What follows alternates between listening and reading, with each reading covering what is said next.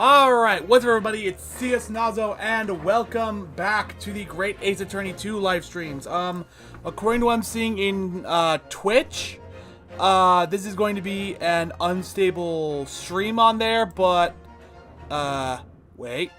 Hold on, I'm gonna check something real fast. I'm gonna mute my mic.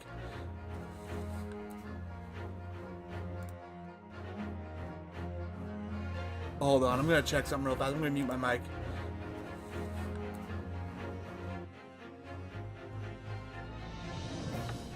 Okay, so, maybe it was nothing. I'm still working with, Restream here, trying to... Don't do that. Still trying to work out all the kinks and such. So... Yeah.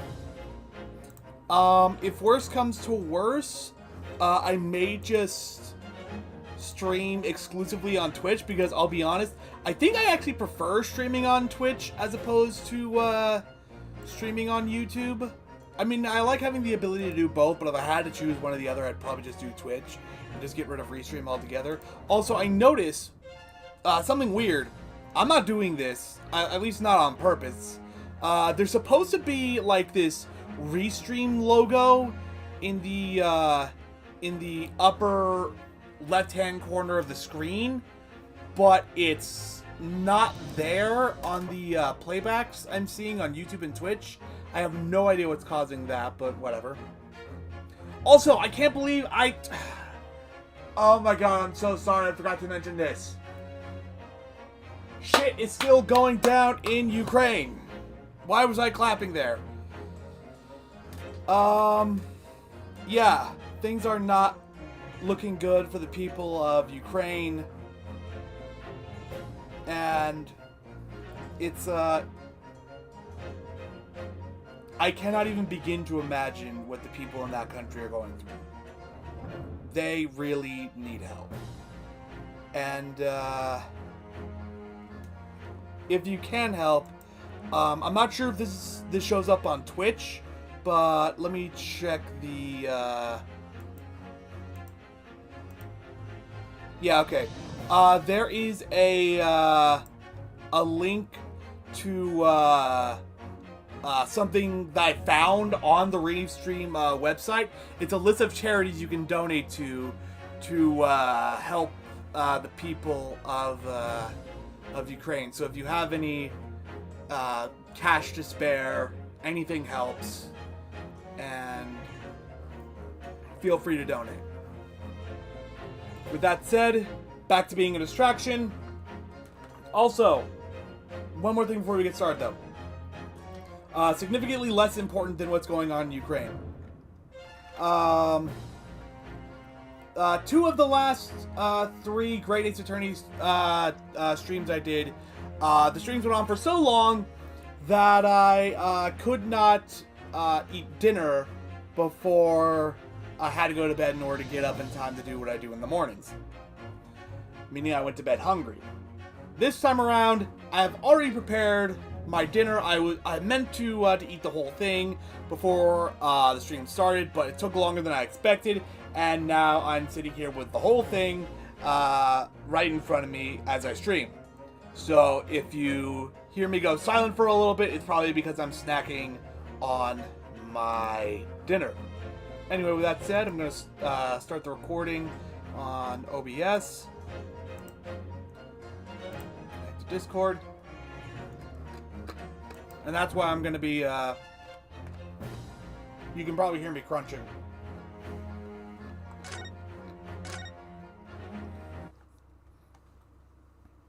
Yeah. Let's go.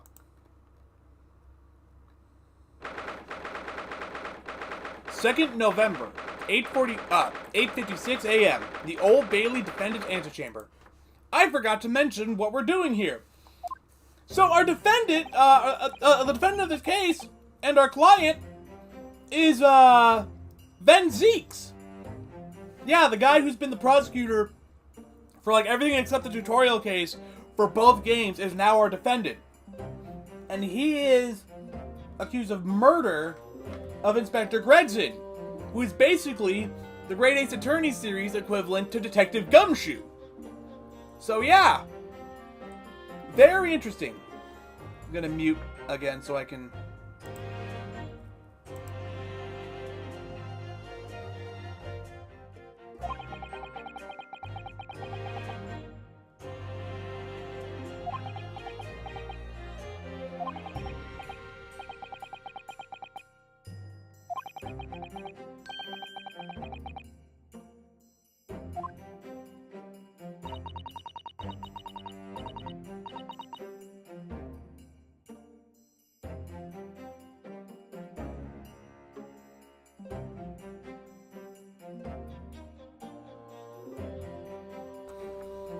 There is a menacing tension in the air here today, isn't there, I suppose? Yes, I think so. It can only be the results of the menacing appearance of the defendant. A little more courtesy, if you please. Oh my! I do apologize! However, you're certainly not mistaken that this trial is far from ordinary. What do you mean? I'm not privy to the details, however. I understand that no jury has been selected. Interesting. So maybe they want this to be more like a Japanese style trial based on what we've seen in the tutorials. The other tutorial trials don't have juries. A trial without a jury? Well, that's just like the trial of the professor 10 years ago. Oh, if they mentioned that, I don't remember it. I'm gonna snack on a few more fries.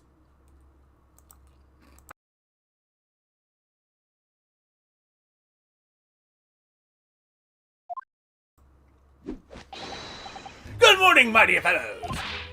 Mr. Sholmes! Have you made a note of my hand, Mr. Naruhodo? An outright victory for science, you must agree. Oh yeah, it's back to normal. It was like red and then it was, what? Hold on.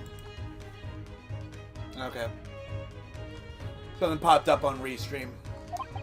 Yeah, it was red and then it was blue and now it's back to normal. To be perfectly honest, so much happened yesterday that, well, I completely forgot about your little hair problem. Ha!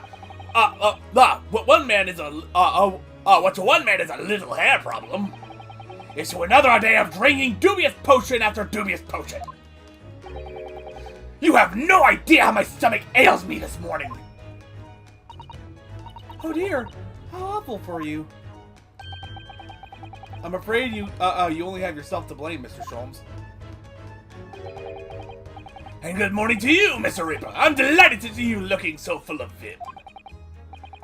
And you, I see London's celebrated great detective is as active as ever. Oh, you exaggerate, my dear fellow. Compared to my paltry engagements with a few trivial cases, the Reaper's overbearing presence is a far greater deterrent to the black hordes of crime in our capital. And yeah, their voices is basically the same. Sholmes is just a little bit happier. And whilst I may not agree with your methods, there's at least one point on which I would readily commend you. What an honor. And that would be your eye for a good lawyer, sir. Mr. Sholmes! After all, behind this lawyer there is a very great mind, my own. What are you trying to say? I'm gonna mute my mic again, not to snack on something, but to just see if I can get the Van Zeke's voice back.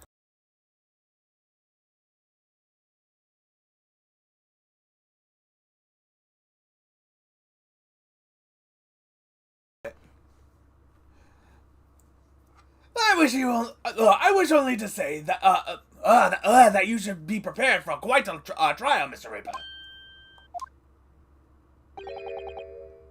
Sorry to barge in. Oh! Hey! Gina! What's that on her arm? It's a mourning band, I suppose. Father! Shouldn't you be at the symposium? It's been postponed, so I have some free time. I decided to come along with a police inspector to see our country's up-and-coming student in action. I shall be very interested to see the fruits of your studies over the past year. Well, it's an honor to have you here. Let's hope there are some fruits to see. Odo. Oh, yes, Gina? Why do you agree to do this, eh? Why do you take him on? This Reaper bloke. Everyone says it was him. What killed the boss. I'm sorry, Gina, but I just don't believe that. Well, if it weren't him, who was it? I don't know that yet. I don't care who calls him what. The Reaper's just a name. He's just a person at the end of the day. And if it turns out it was him what killed the boss, help him. Then God help him.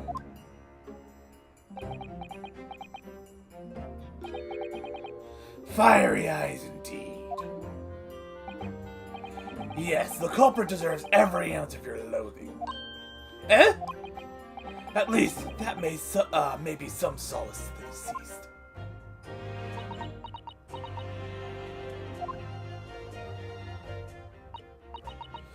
Please, Odo. Get whoever did this for the boss.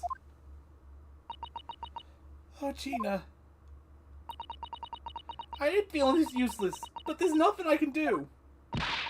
So you've got to find who done this and make the wretch pay. Counsel for the defense and the defendant. Court will be in session shortly. Make your way into the courtroom at once, please. All right, then. Here we go. It's time, Mr. Naruhodo. Lord Van Zieks? I'm gonna take another mute so I can eat some chicken after this. One who lost his treasured brother to a mass murderer. And one who lost his treasured father in a foreign court of law. And one who lost the man who helped her escape destitution. All that misfortune, all that pain, on course to collide headlong in this trial. It's time to shine a light on all these dark events. And whatever truth is revealed, we're going to have to look it straight in the eye. Now I'm gonna mute so I can eat a little bit.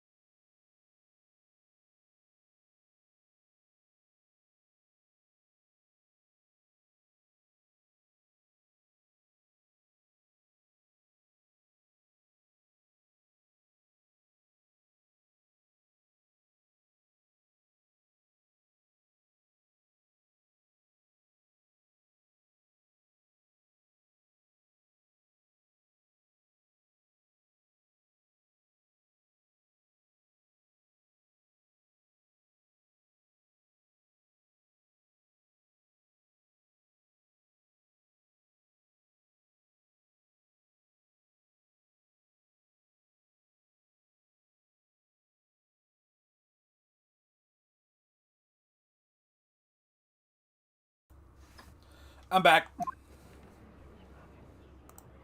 No jury. In the name of Her Majesty the Queen, I hereby declare this court to be in session. We are here to conduct the fair and just trial of the defendant, Beric Von Zieks. Counsels for the defense and prosecution, are you ready to begin? The defense is ready, my lord. Here we go. The prosecution is more than ready. I can never remember what voice I gave Kazuma, so I just... whatever. Oh, Kazuma-sama. I've been wishing to see you in court again for so long, it feels. But I never pictured it happening like this. I never thought I'd be facing you behind the prosecution's bench. The so-called Reaper of the Bailey has been a scourge like no other, undermining Her Majesty's justice system. Today we must uncover the truth behind this scourge. In other words, this trial is going to be a lot more far-reaching than Inspector Gregson's murder. The truths revealed by these proceedings may have unpredictable repercussions through the judiciary. Let me actually take a look at the court record again.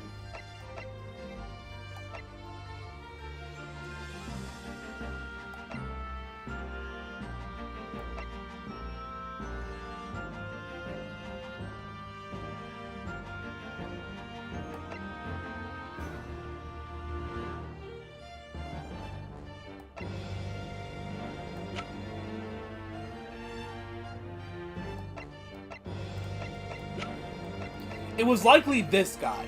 Do we have him in the people thing? Yeah, here he is. Daily Vigil. It's likely this guy. Accordingly, they are to be conducted as a closed trial with no members of the public present. By Her Majesty's direct orders. Your Honor. I'm not sure if you noticed. There are people in the gallery. How would that work, my lord? The burden of all arbitration and education falls on my shoulders. Therefore, as you will see, the jurors' bench shall remain vacant today. If no members of the public are present, might I ask who is currently occupying the gallery? Thank you, Susato. They are members of the judiciary, here to witness proceedings and ensure an equitable trial. Members of the judiciary? Who am I? This is a very unusual trial already. There is, of course, another unprecedented aspect to these proceedings on which I must elaborate. The counsels for the prosecution and defense are both aliens of Great Britain. I believe it takes an outsider to see the truth sometimes. And as I stand here in this courtroom now, I'm quite certain. This is the reason why I had to come to Britain. Kazuma? Very well, let us commence proceedings. Prosecutor Asagi, your opening statement, if you please. Certainly, my lord. The incident took place on the 1st of November, just after 5 o'clock in the afternoon. The location was a building on flats on Fresno Street on the outskirts of the city. The victim's body was discovered there in an old single-room rental property. Yes, Inspector Tobias Gregson, a name known very well indeed to this court. Not least for his miraculous resolution of one of his country's grimmest cases 10 years ago. The Professor case. How are you sure about the time of the incident? Several witnesses on the street outside heard the gunshot, and all have reported the same time. Yes, that's what Gina told us too. There were a number of witnesses. Hold on, can I test that? I think I missed something. Hold on. Just after 5 o'clock in the afternoon. Okay. Yes, that's what Gina told us too. There were a number of witnesses. I have here a plan of the room. The victim was found curled up in one corner. It's believed that he was shot from the front at point-blank range and died instantly. How has the range been determined? There were scorch marks around the entry wound. Such marks are caused by gunpowder used to fire the bullet. But powder hot enough to leave scorch marks is only ejected a few inches beyond the end of the barrel. In other words, it only happens when the target is at point-blank range. I see, yes. Thank you for the detailed explanation, counsel. The autopsy report has been entered into the court record. Let me actually take a look at that autopsy report real fast. Let's see here. Oh, it's so late into the evidence. I'm used to Ace Attorney games giving me the autopsy report, like, right away. Like, it's like the first piece of evidence you get. Inspector Gregson's autopsy report stating the death was instant, resulting from a bullet shot at close range. Okay. British time of death. What? It doesn't say time. It doesn't tell me what the time of death is. It just says time of death. So that's not certain. They're not certain what the time of death actually is. They're just assuming it was 5 o'clock because of what the witnesses are saying. Is that a glitch? I'm very concerned, because if that's a glitch, that's going to be a problem. Cause of death. Victim was shot in the chest at close range from the front, resulting in instant death, scorch marks at point of entry. The bullet exited the body from behind. Additional observations. The caliber of the gun used matches that of standard issue firearms for members of the judiciary.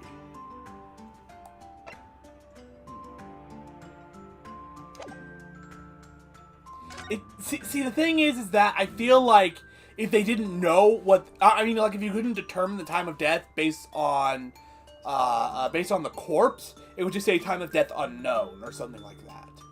But it says time of death, and then there's no information. I kind of want to look it up to see like if that's a glitch, but I'm kind of scared that's gonna wind up being a spoiler if I look that up. He just says time of death, which is weird. The murder weapon was found lying beside the victim. And have you managed to ascertain the owner of this firearm? No, my lord. Not conclusively. Bravo, Kazuma-sama. For not trying to use the gun as evidence when its provenance can't be proven. Furthermore, my lord, as I've explained, the revolver was fired at extremely close range. The bullet passed through the victim and struck the wall behind him.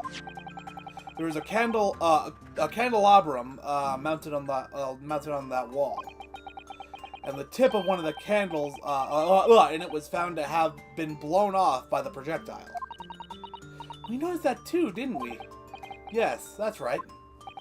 Although, why were two candles melted down to almost nothing while the other candle was supposedly fresh, or at least close to it? Maybe Gregson was replacing the candles and only got to replacing one of them, but where are the other candles then? Thank you for the thorough report, Counsel. The setting of the crime is clear to me. You will submit the plan of the crime scene as evidence, please. As you wish, my lord. The crime scene floor plan is... Is this Fresno Street room Inspector Gregson's private abode? Nope, I can tell you that right now.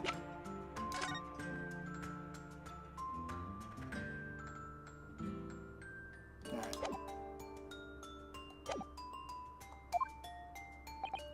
No, my lord. The room is rented to a Mr. Hugh Bone. But there is precious little furniture inside, and it is generally in a poor state of repair. So what on earth was Gregson even doing there? The Hugh Bone thing was probably an Alan Smithy. It might have been like a secret office, as was described in the last stream. I don't know why they're not bringing that possibility up here. Presumably, he was investigating some case or other. When a policeman was informed of the gunshot from the witnesses and rushed to the scene, he found only the deceased inspector and the accused standing alongside, holding the revolver. The attending officer arrested the accused on the spot. So, the details of the case are clear. In that case, the prosecution would like to call its first witness. A name, please, counsel. Naturally, the accused himself. Lord Van Zieks? As a prosecutor, he believes in the oath of office he's taken, and will be compelled to tell the truth. Very well, let the defendant take the witness stand. Oh, Van Zieks is gonna learn what it feels like to be grilled by us. So, witness, state your name and occupation for the court. Beric Von Zieks, Old Bailey prosecutor. I presume, Lord Van Zieks, that you heard Prosecutor Asagi's opening precis? I did. It is alleged that you were found at the scene of the crime, and that you were arrested by the arriving police officer. Can you confirm this? Yes, my lord. Then I'm sure the court would like to hear you explain some things away. Namely, why were you there in the room on Fresno Street at the time in question? And what exactly took place? I intend to explain away nothing. I will simply tell the truth. I must say, Lord Van Zieks, I never imagined this day would come. Or rather, I didn't want to imagine it would come. But since you became known as the Reaper, a part of me has been dreading it.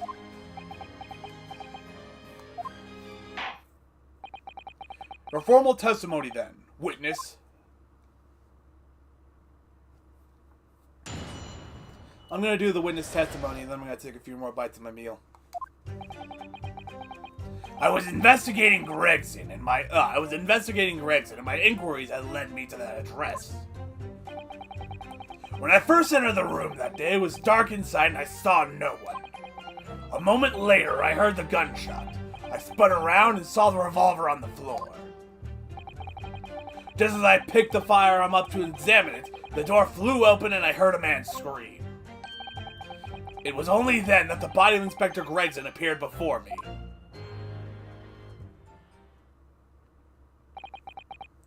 That testimony was the whole truth? It was. So you heard a shot being fired in a room with no living occupants. And moments later, a corpse somehow appeared before your eyes. Is that it? You're right. You haven't explained away anything. In fact, that would barely qualify as an excuse. I thought you were my mute apprentice. Yet it turns out you have a way with words, Prosecutor Asaki. It would appear to be a singular tale indeed. Singular isn't the word. It's laughable. What's gotten into Kazuma? He's not behaving like himself at all. Maybe Van Zieks is right about the whole revenge thing. Very well then. Counsel, you may begin your cross-examination. Yes, my lord! Alright, and like I said, I'm gonna mute for a little bit to take a few more bites of my meal.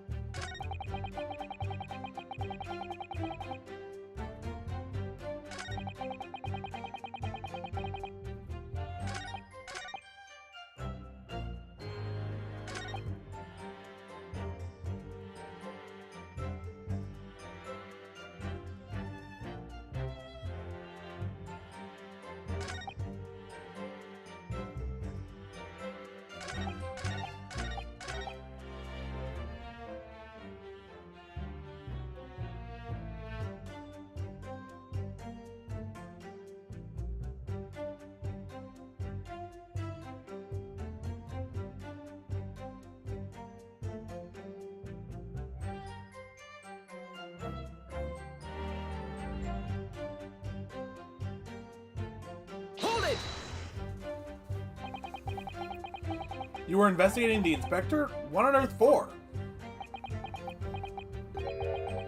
I'm not at liberty to say. Sorry?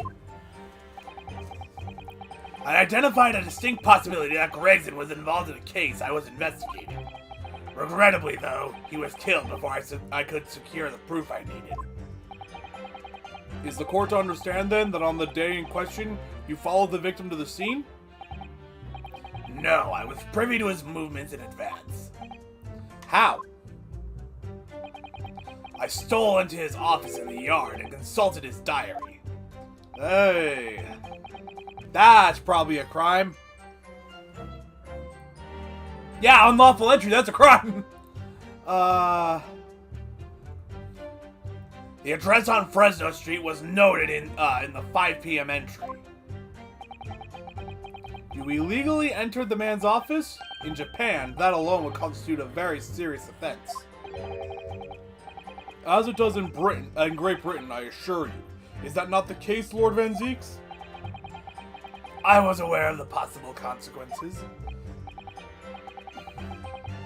So in summary, you were investigating the victim, and yet you refuse to tell the court why.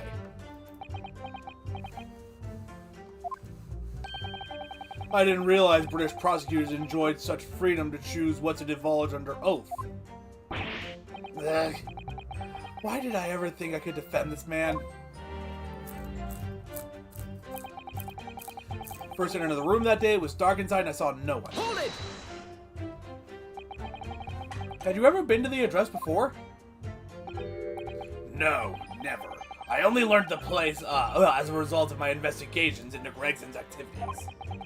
There was no light inside when I entered, so it was all but impossible to make anything out.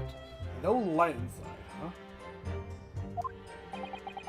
But at 5 p.m., the sun would only have just gone down. It would still have been reasonably light outside. Aren't the windows boarded up? Well, then there is the top windows that aren't boarded up. The room has a window, but it was boarded shut. Very little light found its way into the room from outside, so it was extremely murky inside. I wouldn't have noticed if the victim was already lying on the floor. There was no artificial light in the room, you say? You're quite sure? I'm quite sure that the part of the room where the body was found was very dark. There was a candle right there, though. A candelabrum right there, though, so I may have to catch him on that. I have a feeling there was a small oil lamp burning on the desk, but I couldn't say for certain. Was there? Do we have anything in the evidence saying that? Maybe this? Yeah, there was, it does look like there was an oil lamp there on the desk. Look, Mr. Naruhodo!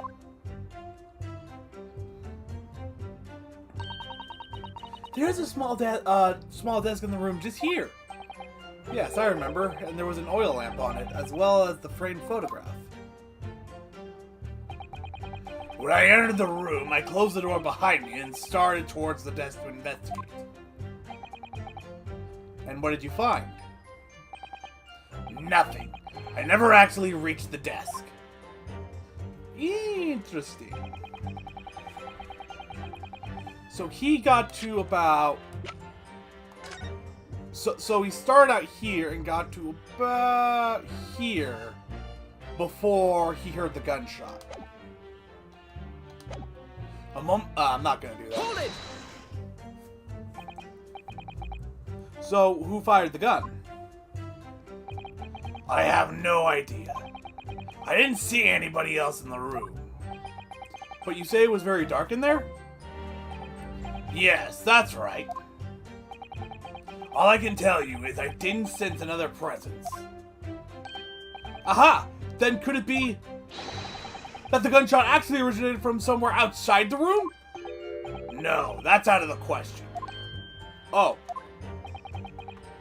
Without doubt, the sound emanated from inside the room. I could smell the gunpowder. Ugh, this is going from bad to worse.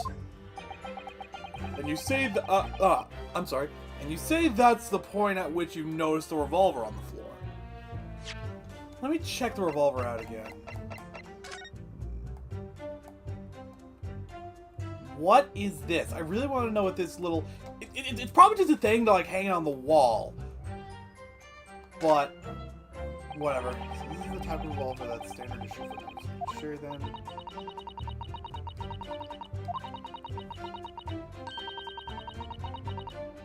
Unique serial number.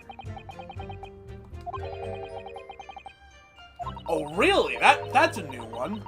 Though I wonder why I'm only just now being told this. Like, I expected... What? This is the problem I have with the second grade Ace Attorney. You have to inspect something multiple times, but you're not prompted to... There's nothing to prompt inspecting it again. You just have to know to do it. Like, for example, I had already examined the gun during the investigation phase, and it didn't mention this information. Why would I think to examine the gun again?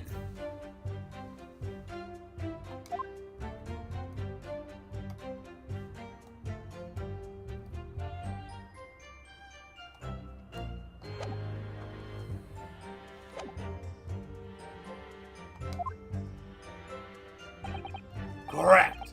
And I foolishly picked it up. That was carelessness on my part. Presumably then, the gunshot you heard came from the firearm that you somewhat hastily took in your hands.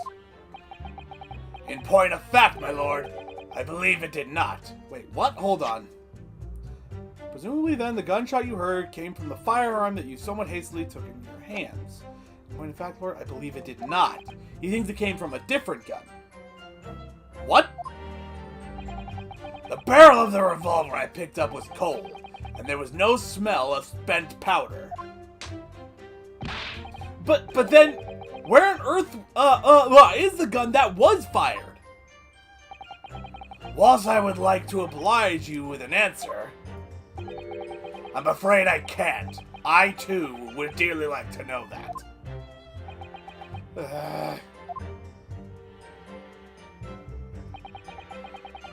Just stepped into the firearm to examine it. The door flew open and I heard a man scream. Hold it! A man, you say? One of the witnesses, I presume? That's right. One of the street merchants working on Fresno Street. Who are these merchants? A number of them had set up their stalls directly beneath the boarded window of the crime scene. A match seller, a newsmonger, and a peddler. They've all given statements saying they heard the gunshot. And without thought of danger, they ran inside to see what had happened. Yes, Gina told us about that yesterday, didn't she? They burst through the door with some force, it would seem. They did. It almost gave me a heart attack in the process. But you're supposed to be the Reaper.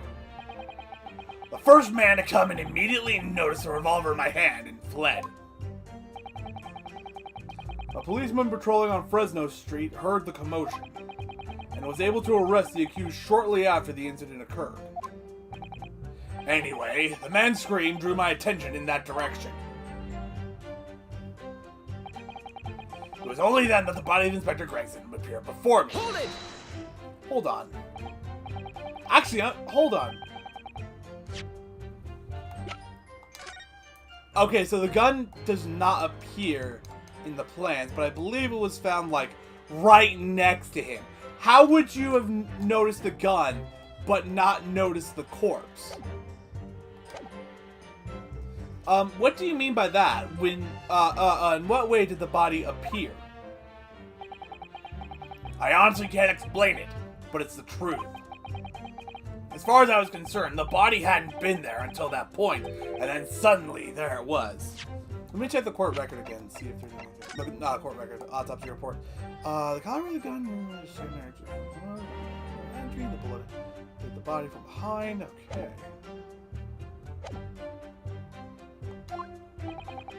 Did you perhaps hear the sound of the victim falling to the ground just beforehand? At that moment, what I heard was the sound of the door flying open and the scream of the man who came inside first. Nothing more. I see. After the man fled, I examined the body. I was stunned to find that it was Gregson. Most curious circumstances indeed. How the inspector was killed or how his body seemed to appear out of nowhere, I have no idea. Objection! Oh, here we go. Surely the court has heard enough. My lord, the cross-examination has clearly revealed that the accused, Beric von Zieks, is lying on multiple fronts. What is that supposed to mean? Good gracious, counsel! The defendant is lying, you say? In his testimony just now, he claims that he failed to notice the victim's body because the room was dark. That's correct. No, that's impossible. As proven by this candelabrum. How does that prove anything?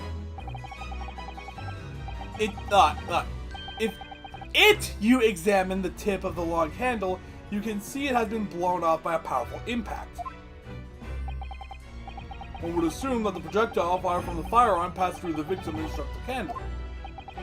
The problem comes when you consider the other two candles, which are clearly a different length. Yes, I can see that only the candle that appears to have been struck by the bullet is long. We could reasonably expect someone to have lit all three candles together, which begs the question of why only one has ended up longer than the others. Oh, so the other two were already burning, but he got shot before he could light the last one. Interesting. Okay, that's what you're going for. But the problem is that I would expect those candles to still be burning by the time we got there. I don't know why. I just get this idea that the candles would have been burning for longer.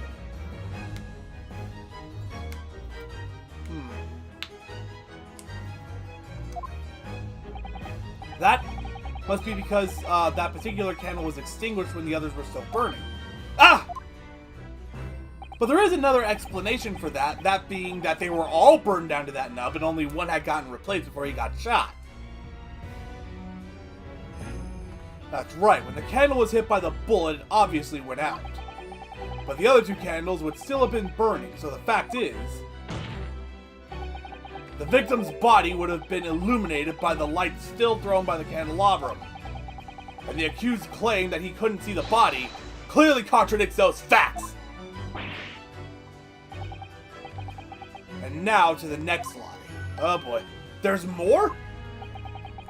The accused also claims never to have visited the scene of the crime before. That's the truth. In that almost empty room, the police discovered something very unusual. A board covered from top to bottom in police documents and newspaper cuttings. Yes, that's right. We saw it too. It goes without saying that the contents of the police documents cannot be divulged. However, they included a number of reports from various historical cases, the oldest of which was from 10 years ago. 10 years ago? This is starting to sound familiar.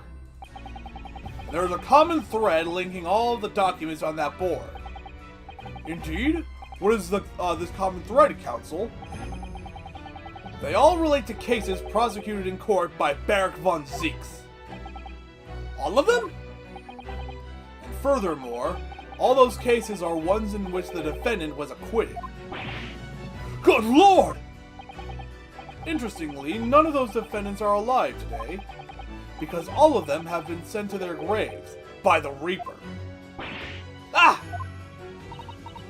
Oh no! But how does that prove that that was not his first time being there? In short, that dingy little room is the Reaper's secret hideout and his base of operations. I think that was Gregson's. I think that was Gregson's hideout. The Reaper's hideout? And yet the Reaper would claim never to have been to his own secret hideout? See, that's the thing. That is basically just conjecture. That's conjecture that's his secret hideout. For all you know, it could have been Gregson's secret hideout. And yet the Reaper would claim never to have been to his own secret hideout? No one would believe that. No, the truth is, we've been looking at this backwards. Backwards? Explain, Counsel! Inspector Gregson was investigating the identity of the Reaper. When he discovered the location of the man's secret hideout, he was killed. As I'm sure everyone can imagine, by the Reaper's hand! What? What? Okay, but here's a question. Why was he going over to the candles?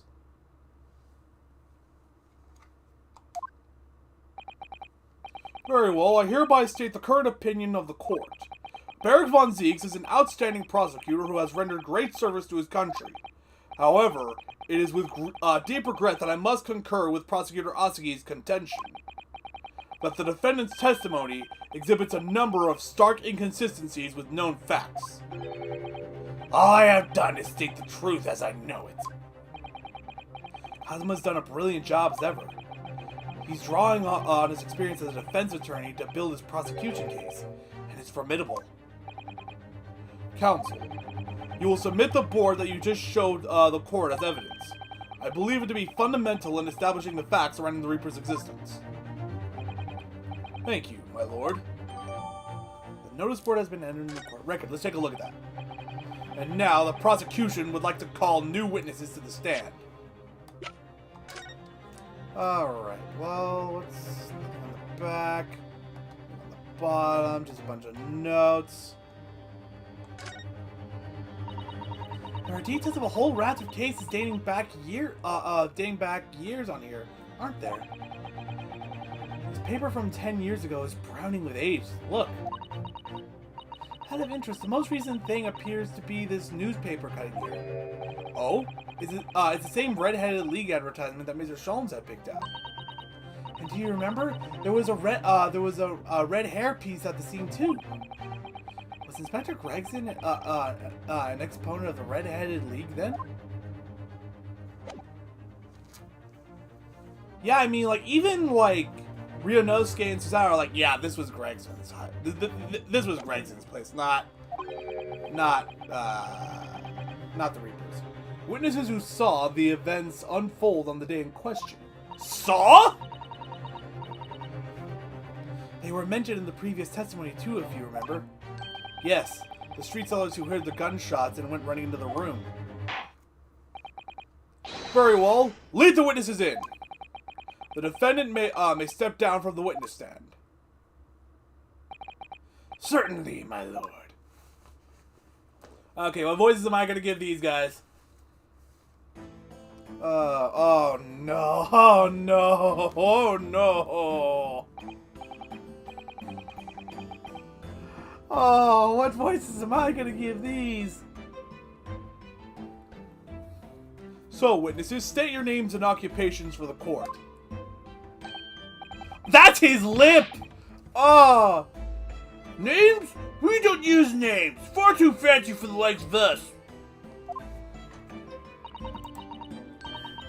We're just free and easy. Oh god, no, not that voice. We're just free and easy. Sell what we like, live where we want to live. I give all the vacant stits there as they walk down to Fresno and spit a few words into a verse for them.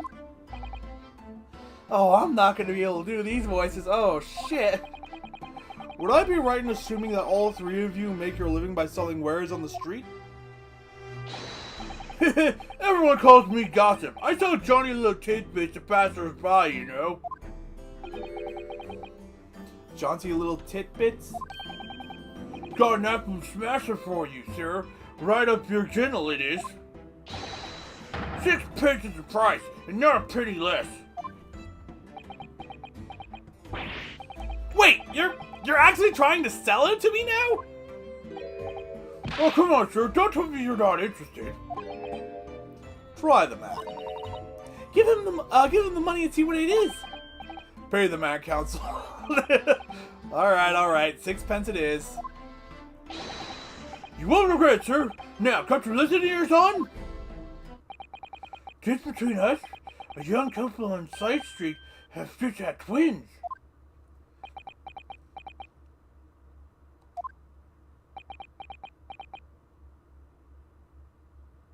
I don't care.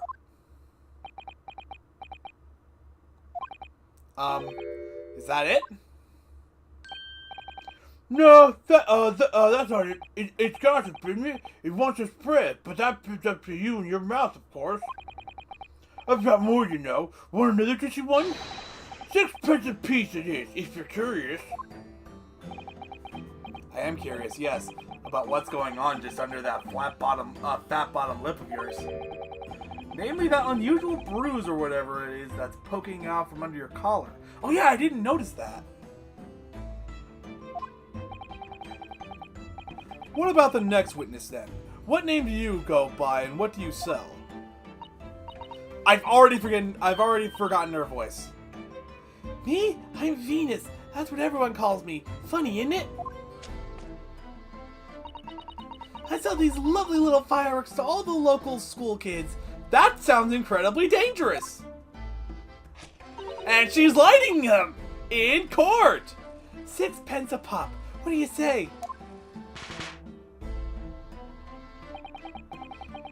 weren't exaggerating with little. Do they actually sell? Oh yeah, the second year's taken enough of my Venus firecrackers. Especially when I tell them that if they get 100, they could blow up the school. Ah. Not the most savory of ideas, young lady. What do you say then, eh? Want to part with 6 pence for a pop? Wait, what? You want me to buy one? Tell you what, I'll let you in on a little secret. If you get 100 of them, you can blow up the whole courtroom. Try the woman. Give her the money and see if she's right. Bury the woman, counsel. All right, I'll buy one. Lovely stuff, right there. Oh, wait a minute. It just hit me. This girl is selling firecrackers, right? So maybe the gunshot these witnesses heard wasn't a gunshot at all. Maybe someone just set off a firecracker. And like it says in the autopsy report, we don't know the time of death. Again, that could be a glitch. The time of death could actually be there, and it's just not showing it to us for whatever reason. That's likely a technical issue. But if that's trying to say that the time of death is unknown, then the gunshot all these people heard could be a firecracker. Yeah, I'd like a firecracker just so I could put it into the court record. Lovely stuff, right then. This is something a bit extra, just for you. The Venus Special, only 600 pence. No. 600? It's 100 of my regular fireworks. Nothing little about that, is there? And the match has already gone out, thank God! And there'd be nothing little about the punishment if I blew up the Old Bailey either. Thank you for putting that in the court record. And the last witness. What name do you go by and what do you sell? Excuse me. I'm a thinker, all sorts of thoughts. I think, therefore I am. I am, therefore I think. This guy has a stuttering problem, and I don't like it because I actually used to have a stuttering problem growing up. I still kind of do to a little bit of an extent, but I've managed to work it out. But the thing is that when you try to, when you try to mimic when you used to have a speech impediment and then you go to like try and mimic it to show other people what it was like, it's very possible to get stuck back in that speech impediment for a little bit. And I don't want to go back to being the guy who stutters all the time. More than I already do, anyway. Because I stand there on the street, watching the world go on about me. They call me the Observator. Get out of it, old man. Everyone calls you Sandwich, and you know it.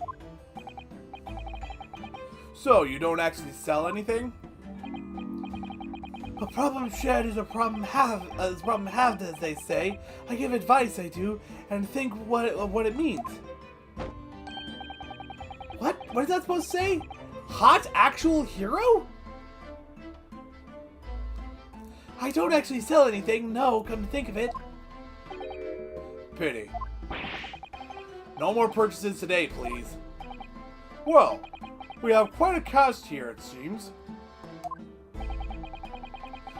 They conduct their business on Fresno Street from morning until night, my lord, and always in the same place, directly adjacent to the crime scene. I see, and thus they heard the gunshot, I suppose. Not only that, but they have very bravely ran inside to see what was going on and witnessed the crime. I'll be bigger, I thought, just between us. Venus de Milo, what am I to do? What a terrible thing I saw. I have to try and do a different voice because I think that's just... No. Susano's is just my voice, but a little more breathy, I think. This is a little more high-pitched, but that's not quite as high as Iris's. I should really stop doing voices other than the ones I intend to do, or else I'll really screw it up. I get screwed up switching between Sholmes and Van Zieks, for God's sakes. What I think is, I need to actually change the voice because I just realized. Okay, whatever. I'm very sorry. If all what's what? God, my stern again. What we see is light and shadow playing with our eyes. Is any of it real? Very well. The court will hear the formal testimony of these three witnesses now. You will describe in detail what you witnessed and heard at the time of the event.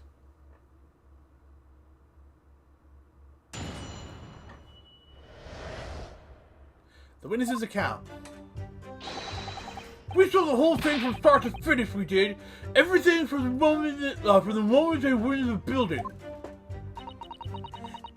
It was less than a minute after the Reaper had gone inside that we all heard a big bang. Seems to me, I keep switching this guy's voice because I just noticed that his voice is similar to the one I gave Venus. So, I think I'm gonna change a little bit. Seems to me that quick to talk is quick to walk. Gossip couldn't wait to go and see what had happened. I ran to the room and there he was, the Reaper, a gun in hand, standing over the dead body. I was scared half to death of me, so I ran off to find a copper. If these witnesses were there the whole day and saw everything, who did they see go inside the building? Only the victim, Inspector Gregson, and the accused, Barrick von Zeeks. Oh, I'm sorry. 1 second.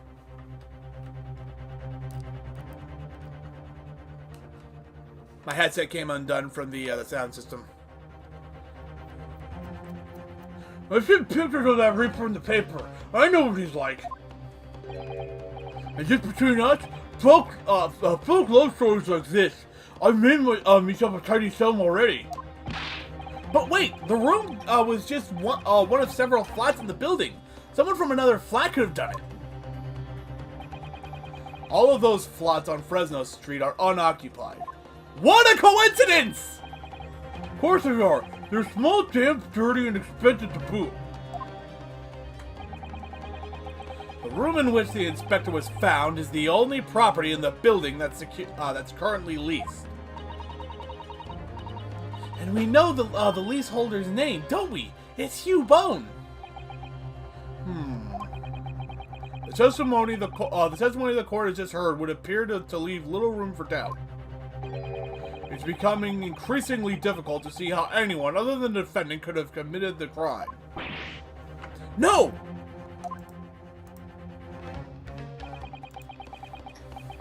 Thank you for your candor, my lord. Counsel for the defense, you may proceed to cross-examine the witnesses. I shall do that after taking a few bites of my meal. In a closed court like this, without a jury, the judge is the only person whose opinion matters.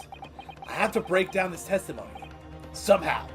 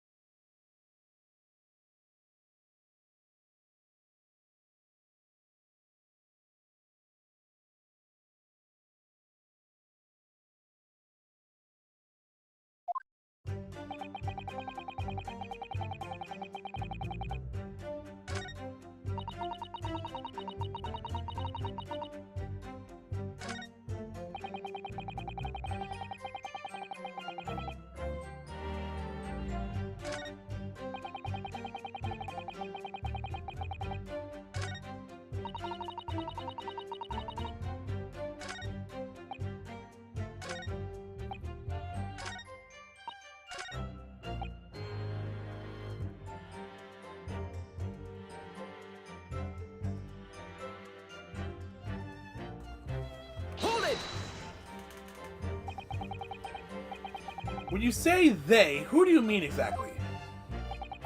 Inspector Gregson and the defendant, Lord Van Zieks? I suppose so. The likes of us don't know the names of the high and mighty. But I'll tell you one thing. It was the old Reapers that, that went in West, that's for sure and certain. Just behind Inspector Gregson, did they arrive at the same time as each other? No, not at all. The first fellow must have gone inside a good 15 minutes before we heard the gunshot.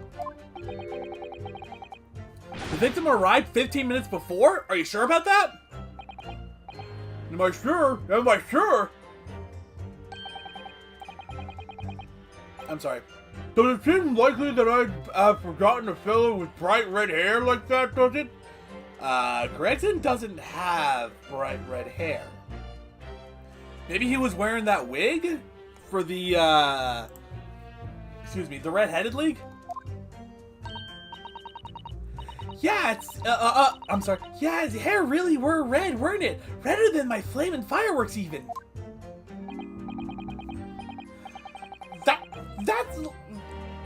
I'm back to the stuttering and I hate it. That fiery red mop still burnt on the inside of my eyelids, it is. It's just, you know what? Hairbrain's not here and he's probably not going to show up for the rest of the game. So, sure, Hairbrain's voice for him. Wait a minute, you're saying the man was a redhead? Weren't you listening to him? Aye, he was a redhead, and he had a big truck with him as well. But Inspector Gregson's hair isn't red, not by any stretch of the imagination. It seems likely that the person you saw wasn't in fact Inspector Gregson at all, but some other third party. No, I hate to break it to you, but the witnesses are correct. What? Just have a look at this photograph of the victim taken at the scene. Yes, that's Inspector Gregson, all right. Yeah, he was wearing a wig, probably to talk about the Red-Headed League. Ah! Of course, we saw one on the floor when we investigated the scene, didn't we? I still refuse to believe Inspector Gregson wore a hairpiece, though. So then why on earth would he have been wearing something like that? The color does seem to suit the man, one might say. The photograph will be submitted as evidence. Please, counsel.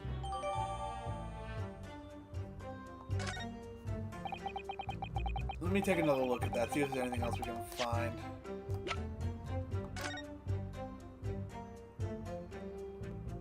It's probably just the belt buckle right there.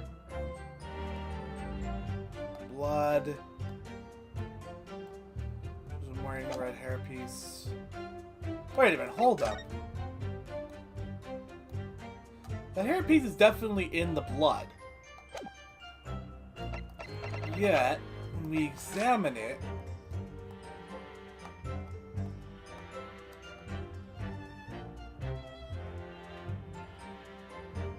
I mean, is the idea that it's so red you can't see the blood? I'm sorry, but I feel the blood would be a little bit darker than this. Also, I just realized I didn't examine the fireworks.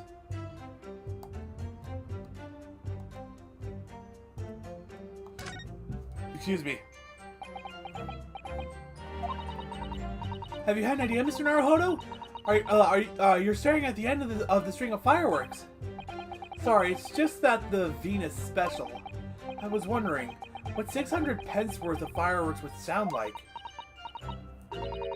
Shall we find out? What? But she said it could blow up the courtroom. Alright, that was a fairly sizable bang. My ears are still ringing, Mr. Naruhodo. It sounded almost exactly like a gunshot. It goes off like a gunshot.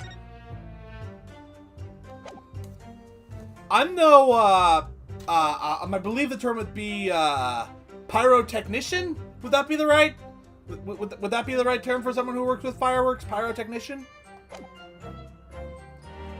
But I imagine it's... I imagine you could extend a fuse like that. I'm not entirely sure. And what became of the trunk that red-headed victim was supposedly carrying? I was informed that no trunk was found at the scene. So it just disappeared? Can we have the bit about the trunk added to the court record, to the testimony? What do you expect us to have been watching the building every second, do you? We definitely saw, I'm sorry. We definitely saw him in the dock going in, though. No question about that.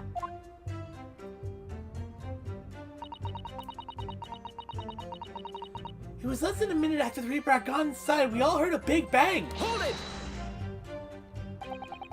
By which presumably you mean the gunshot? I sell these little things, don't I? How would I know what a gunshot sounds like? But I've always thought it probably sounds a bit like this, doesn't it?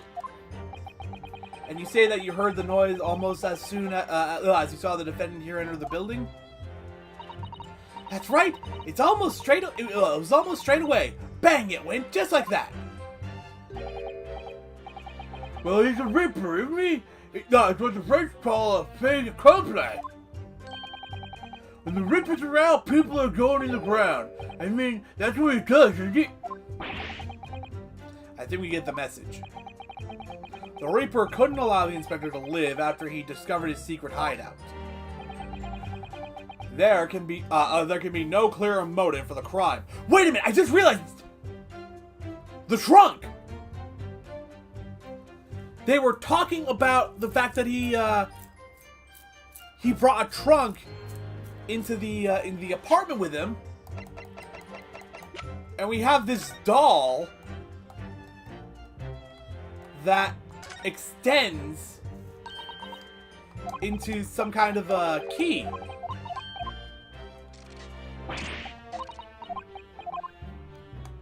This key must be for the trunk.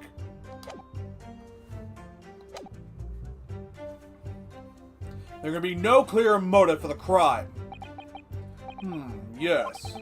It's certainly an eminently credible motive. Great. And at that point, you ran inside, is that correct? Seems to me that quick to talk is quick to walk. Gossip couldn't wait to go and see what had happened. Hold it! Excuse me. So when Gossip ran in to see what had happened, did you go too? Well, no, I'm not. I'm gonna try to avoid doing the thing because I don't want to go back to stuttering. Well, me, I'm a bit hampered, see? All the signs are that I can't move very well. You were away behind, presumably, with that sandwich board around your neck and that big sign in your hand. What a great burden you bear. Pardon me for asking, Mr. Sandwich, but is it possible that you and I have met before? I'm not anybody, me. The signs are what make me who I am now. I signed, therefore I am. So, you weren't employed as an omnibus driver just under a year ago, then?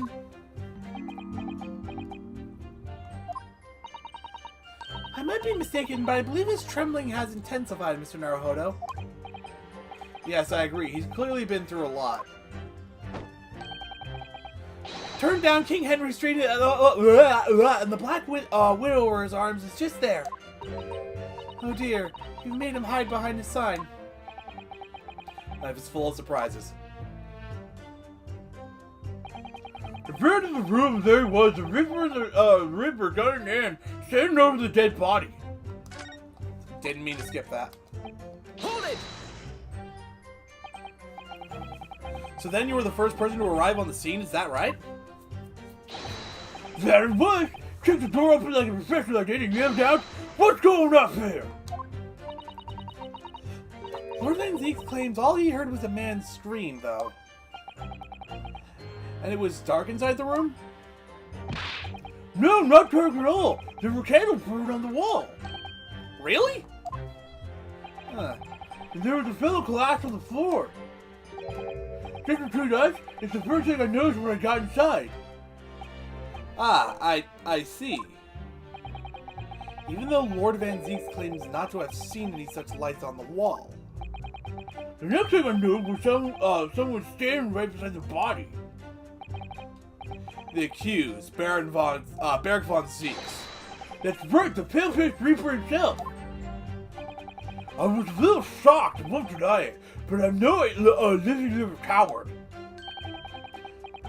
I actually remember seeing that from like a meme or something, and now I know the context. It feels like Ronald gave that Reaper a cold hard stare myself. What do you have to say, good sir? Hold on. Yeah, he's lying about that. He ran. Excuse me. Do you have something to add, Mr. Sandwich? There's really nothing to me. Empty in the head I am. Just 2 slices with no middle. So I don't know what you could want with me. I think that maybe you just remembered something. Having heard Mr. Gossip's last statement, I mean. What I think is...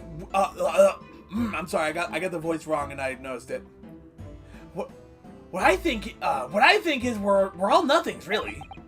We try to dress ourselves up as something else, but at the end of the day, we're all just street sellers. That's enough part of you, Sandwich. Keep your trap shut now. Unless you want us to make you the reveal, Sandwich. When he saw the Reaper, he fell clean over on his backside. That's it? Oh, you rotten beggar! I told you to keep that a secret. He screamed he did. Screamed and scrambled off on all 4s. That's all I wanted to say.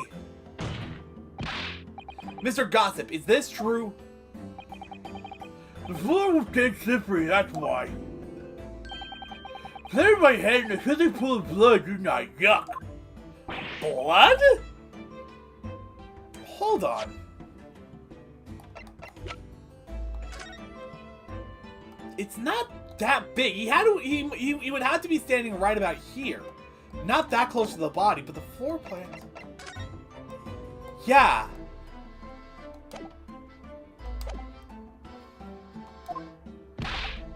But listen here, even when I was sprawled on the floor, I'm still giving the Reaper a cold hard stare, and don't just forget it. Just go back a little. Did you say you got blood on your hand? I did, well, happens to the best of the time, doesn't it? I was scared, so I slipped over. We can keep it between us, can't we?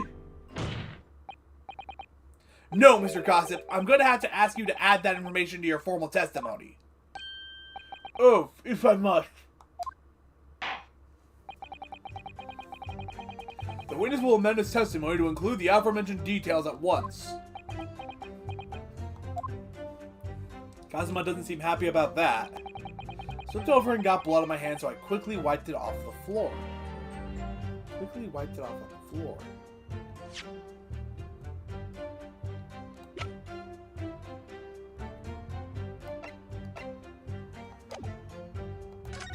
Hold on, let me...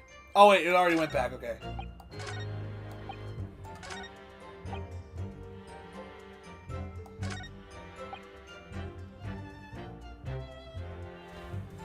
Quickly wiped it off on the floor.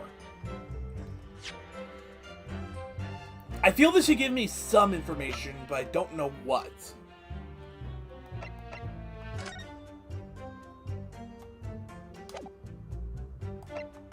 I don't know why I'm checking this again. Just examining everything, I guess. Put it off on the floor. Checking everything.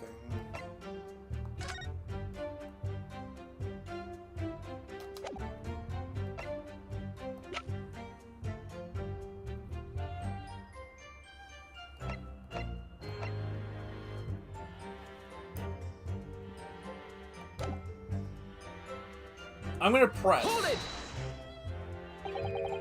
You wiped your hand on the floor? Well, who wants blood on his hand, yeah? Who wants blood on his hand, eh? Horrible stuff! And they might have thought I'd done it. No talk. And you didn't think that might be a problem? Does it really matter if I let the few grubby handprints on the floor? They'll get cleaned up in the end, won't they? Don't make such a fuss. That's a vision for all of us. Is something wrong, Counsel? No, my lord. I didn't remember anything in the report about a bloody handprint on the floor, that's all. Don't come at me with all that! You can't intimidate me!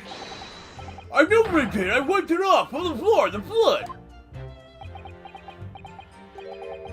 I wonder, could that be what had happened? Mr. Naruhodo? I don't have all the answers yet, but I think we may have just uncovered a vital clue. I'm still not entirely sure what I need to look for. Okay. Hold it! I think I've lost your voice again. So you didn't run into the room with your friends? I'm not that sort of girl. Sorry? I'm a timid little thing, me. I was too scared to go in there, but I do sell fireworks. Ah, right, I see. Old Lippy and the, Old Lippy and the witch ran in there, and then I heard a sort of old lady scream. Well, then what if I swear? If I were a gentleman, I'd stake my honor on it. If I were a gentleman. Not if I weren't. I don't know. I'd wondered what on earth was going on. Which is when you went to find a policeman? And I ran into a copper as soon as I turned the corner. So I brought him straight back to the place. Didn't I do well, eh? Didn't do that. The copper's eyes nearly popped out of his head when we saw the reaper. I've never felt more uncomfortable in all my life. And the defendant was arrested on the spot, I believe. Considering the catalog of killings the Reaper had carried out, it was a particularly inauspicious end. If I can't find any holes in this testimony, I'm afraid the judge will give a ruling of guilty, Mr. Naruhodo. The truth is, though, their combined testimony is fairly damning. Unfortunately, there don't seem to be any obvious problems with their statements, do there? Still, if Lord Renziks really is innocent, then I'm almost certain that we'll find something in there that doesn't quite add up. You don't think that one of these three could be the true culprit, do you? I don't know, but what I do know is that there's more to this case that has yet to be brought to light.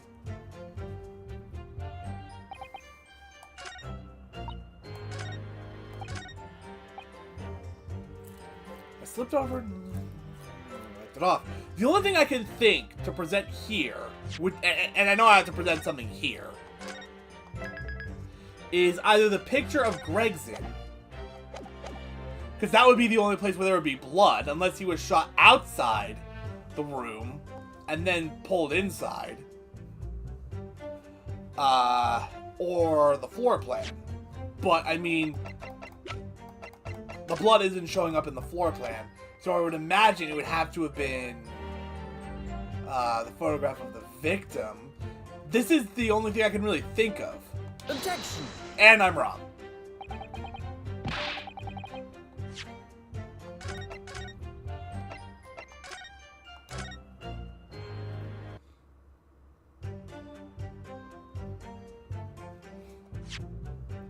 Alright, let's take another look at all this. Still can't examine this as a 3D object.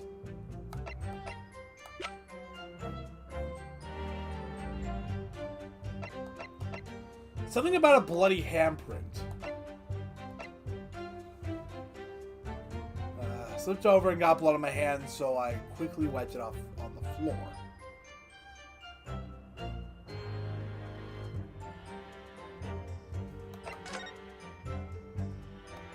Maybe the floor plan? Objection! That doesn't work either, okay.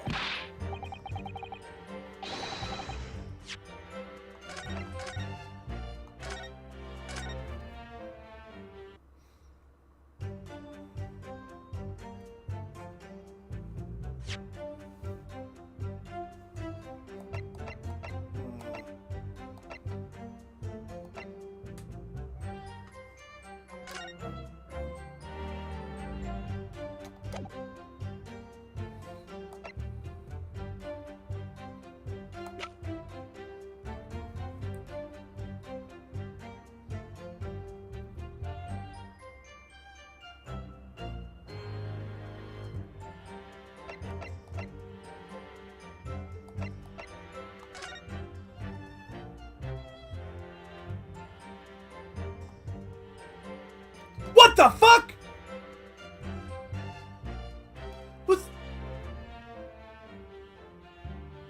Was that there before?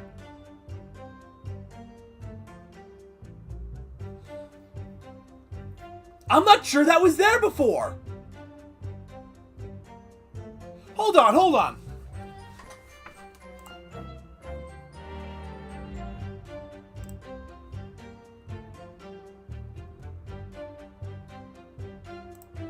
Hold on, I'm gonna check this on YouTube. Hold on.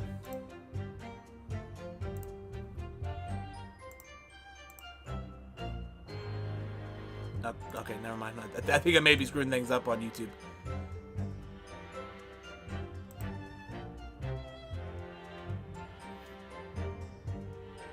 Oh, yeah, I think I accidentally ended the stream on YouTube. Because live chat is back open.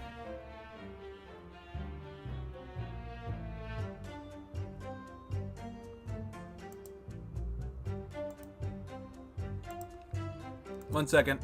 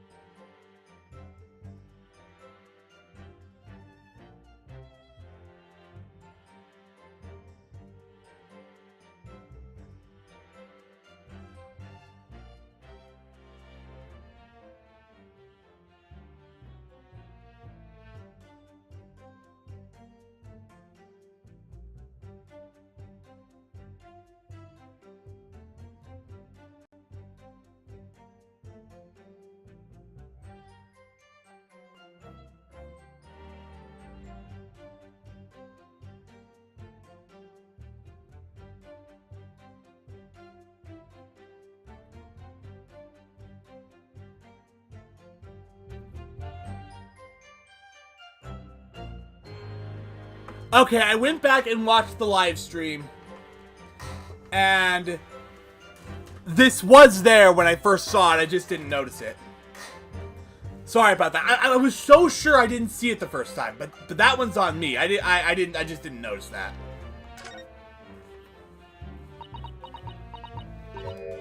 Oh, what's this? Mr. Naruhodo, look! Oh yes, a smudge of some kind.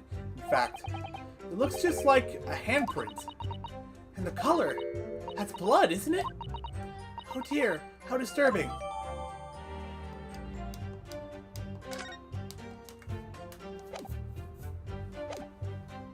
Well, actually, I don't know what I was doing closing court record there. Objection!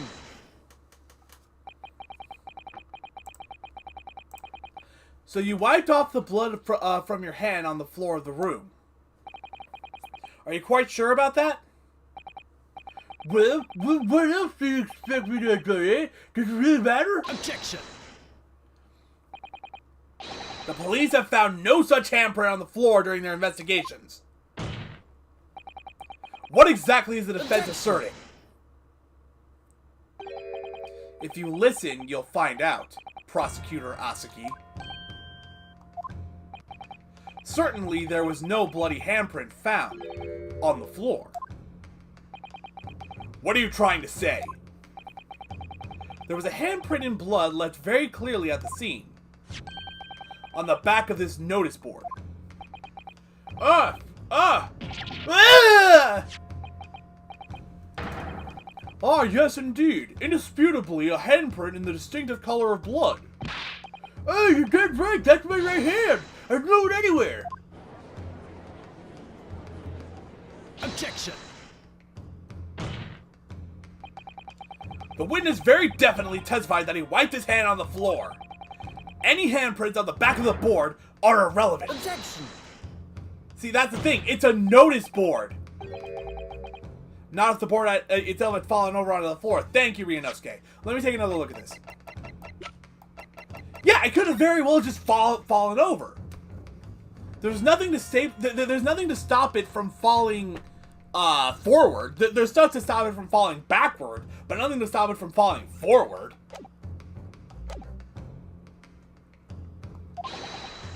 In that case, it's quite possible for the witness's handprint to have ended up there. Just look at the floor plan of the room. The notice board was in the opposite corner of the room to the victim, in an upright position. Even if it had somehow been toppled and was lying on the floor at the time, it would have been a considerable distance from the body. I fell over when I came across the body. So I was basically right next to the corpse, not on the other side of the room. In other words, the defense's assertion is contradictory. I'm sorry, what?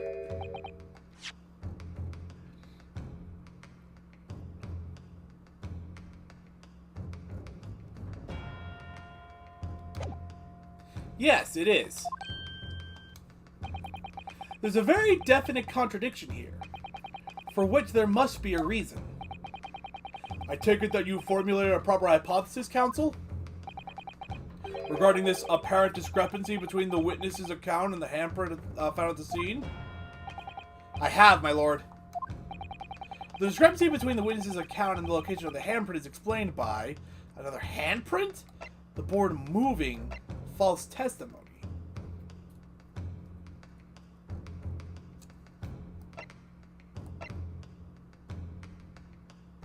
Maybe the board was moved.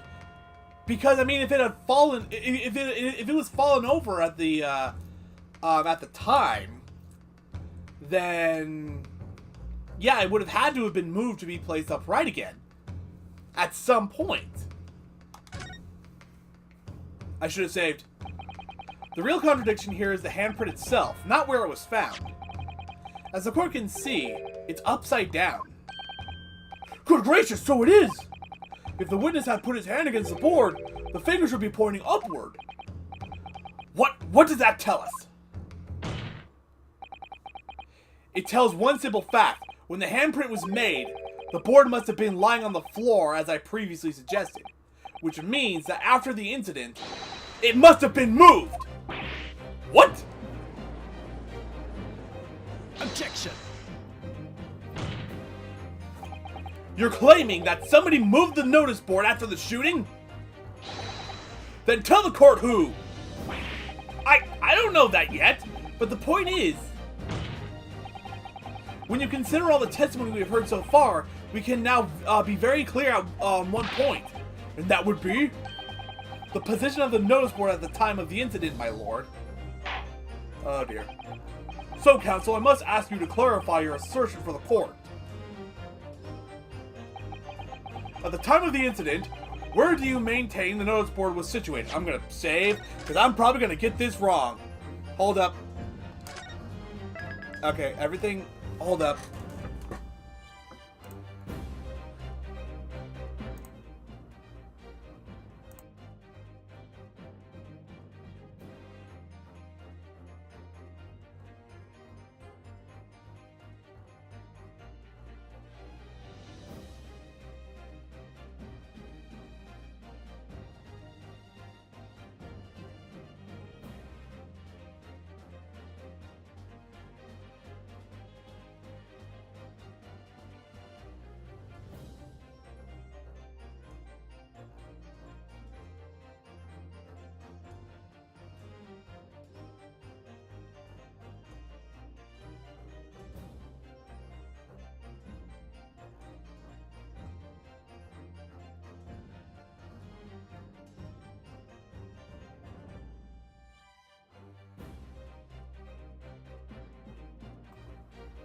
Okay, sorry about that. Something was going on with the stream.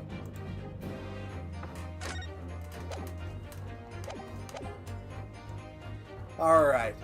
At the time of the incident, where do you maintain the notice board was situated? Had to have been right about... I want to say it was actually right about here. I'm going to say here? Do that! This is the only possible location. Immediately adjacent to the doorway? Oh yeah! That actually makes a lot of sense! Because, like, the windows were boarded up, So there wouldn't be a good chance for any light unless you brought like a ton of candles in. So it would make sense that the board would be right there. It would make sense that the board would be right there so Gregson could get a better view of it. If the court would think back to the testimony given by the defendant earlier, he said that when he entered the room, it was dark, and he couldn't see the body. Back! If the notice board had been here, the body would have been completely hidden from view, and the light from the candles would have been blocked, making the room appear darker. Objection! But the accused also claims that the victim's body simply appeared before him. I slipped into Van Zeke's voice. That's true, or in his precise words. Just as I picked the firearm up to examine it, the door flew open and I heard a man scream. It was only then that the body of Inspector Gregson appeared before me. I don't know about calling it a scream, but he was talking about me and no mistake. Cause it was me that kicked the door open. If you look again at the floor plan, consider what would happen if the door to the room was thrown open with force. That can't be! The door struck the notice board, knocking it over, and making the victim's body visible. Good gracious! My client has told nothing but the truth.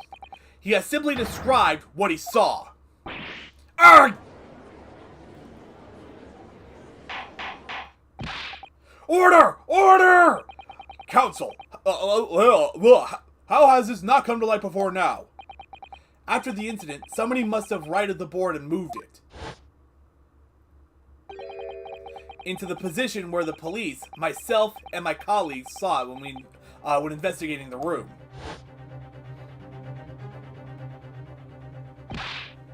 Witness, what have you to say for yourself? What? Me, my lord? You and your fellows were there at the scene before anybody else. It goes without saying that you must know something about the position of the notice board. The witnesses in the stand will testify again. You will each explain exactly what you did upon arriving at the scene of the crime. Stop looking with your glasses at me! I get the message!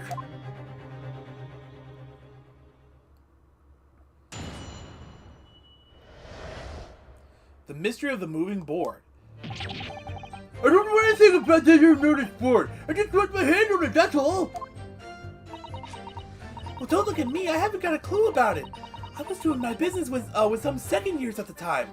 No, you claimed you were on your way there in the last testimony.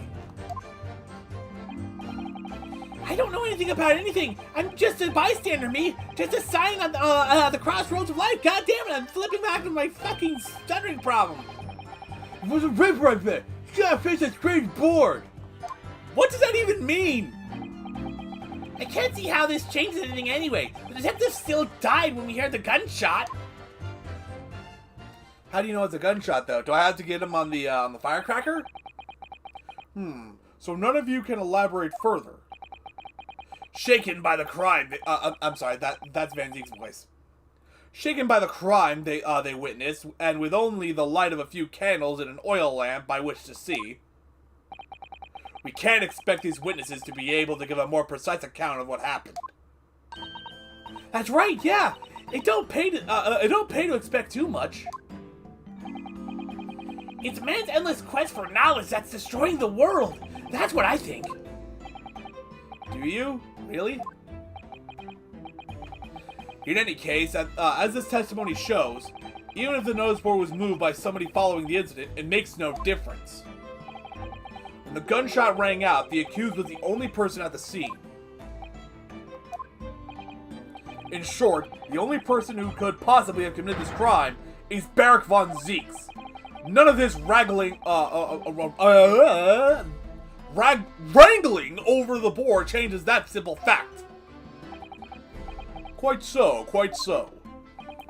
Does the defense still wish to cross-examine the witnesses despite the circumstances? Most certainly, my lord. I think I already know what I have to press, so I'm going to save immediately.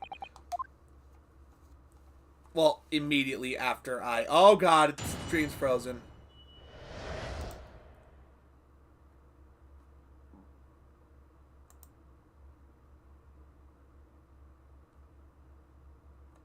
Okay, so it's still going on, according to the stream manager on Twitch and the YouTube control room. Everything's going fine, but on Restream it's frozen. So I don't know what to make of that. I am going to mute so I can take a few more bites of my meal.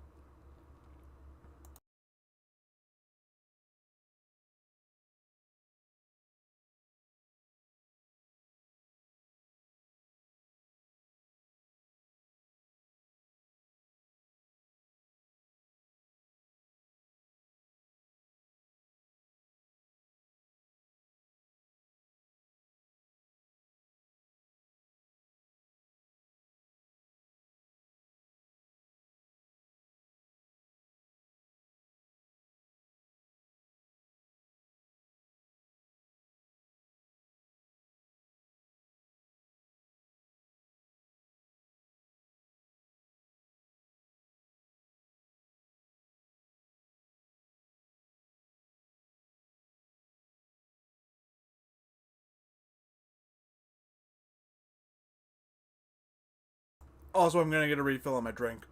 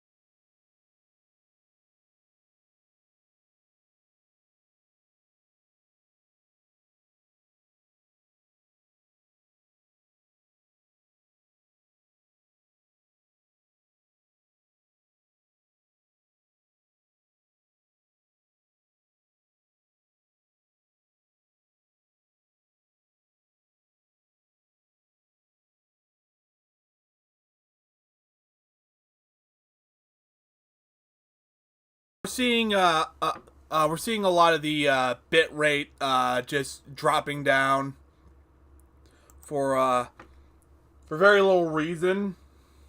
It's just dropping randomly. I'm going to assume that's something to do with Restream. I might actually go into this and just stop using Restream if I can. Excuse me. And I think I'm going to go back to streaming on Twitch. I'm sorry, I just like streaming on Twitch better. And I will upload the archive to YouTube later that night or early the next morning. So, yeah. One second, I'm going to mute just for a little bit.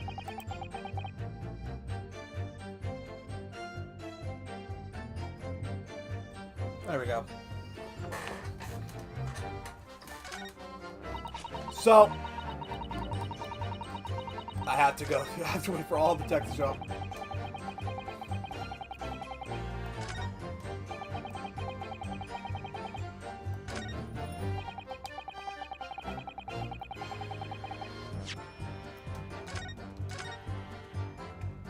I'm gonna save because I think I'm going a little too fast with this, but I think I just present this here. Objection! Yeah, I'm wrong. I had a feeling I had to press these guys first.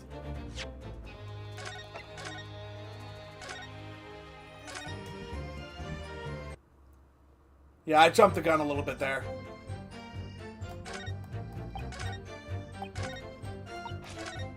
Press everything! Hold it! So you admit that it was the board you wiped your bloody hand on? Admit it? What's to admit? It's there clear game for all to see, especially through my right hand. Perhaps you wanted to hide that handprint? So you righted the notice board and push it into the corner, did you? No! Imagine the weight of that great lump! Do I look like a powerful and well-nurtured man? Well, did you see anybody else moving the board?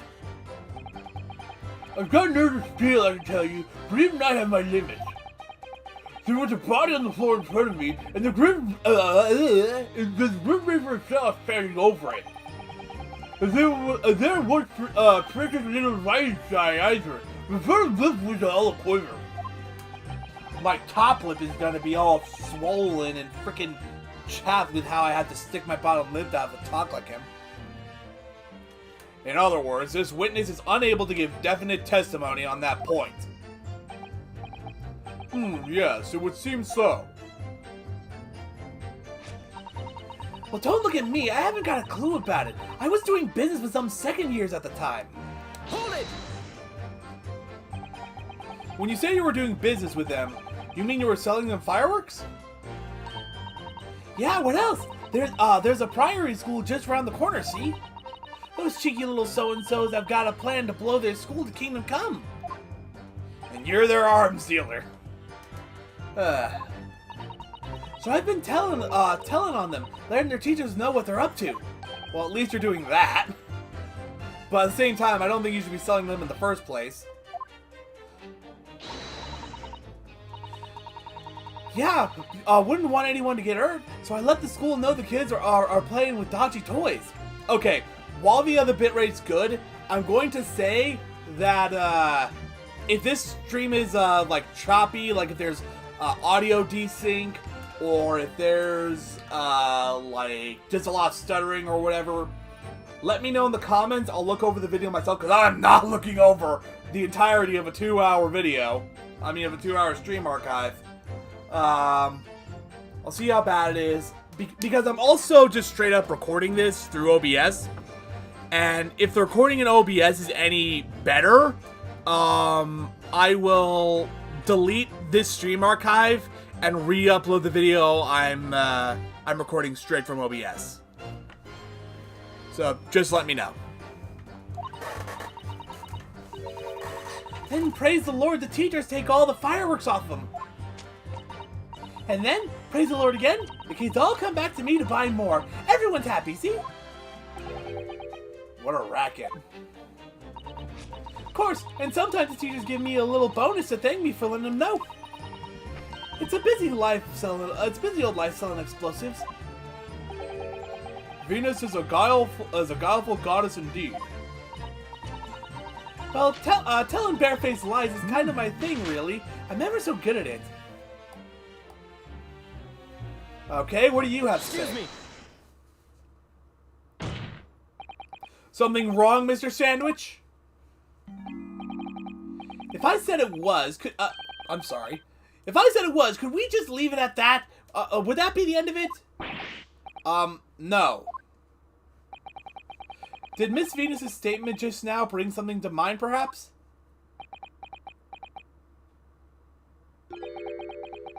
Philosophical thoughts. Deep philosophical thoughts. Huh? Let's say there was a great liar. And that great, great. On so many levels! And that great liar said, without batting an eye, telling barefaced lies is kind of my thing. I'm ever so good at it. Would those words of hers be a lie too, or the truth, in which case she's not a liar? Oh, it's a hellish paradox, that one. Do you think? So, she's telling the truth? Or is she lying about not being there? I'm not entirely sure, to be honest. But It seems to me you're suggesting Miss Venus has been lying, are you?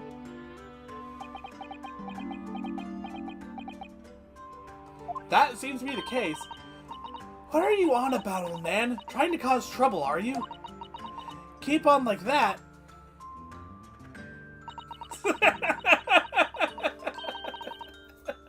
I'll blow your head off. I'll wrap your whole body in firecrackers and set them off. That'll give you something to tremble about. You have a startlingly disturbing mind behind that sweet and innocent face, young lady.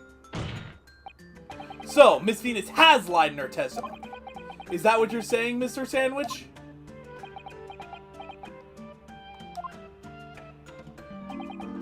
Well, if it means I'll be burning in hellfire for the rest of my days, so be it. Yes, that's what I'm saying. Can you elaborate, please, sir? The old blabbermouth here headed for the room where the gunshots seemed to come from. But there was someone else who crept up the stairs behind him too. Right behind him? That's right, that rotten liar over there. So she was actually in the room first, apparently.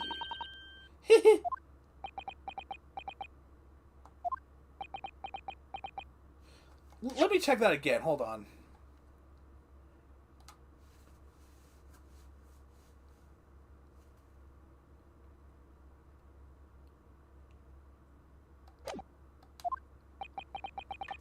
Do you mean to say that you did in fact betake yourself to the scene of the crime after all?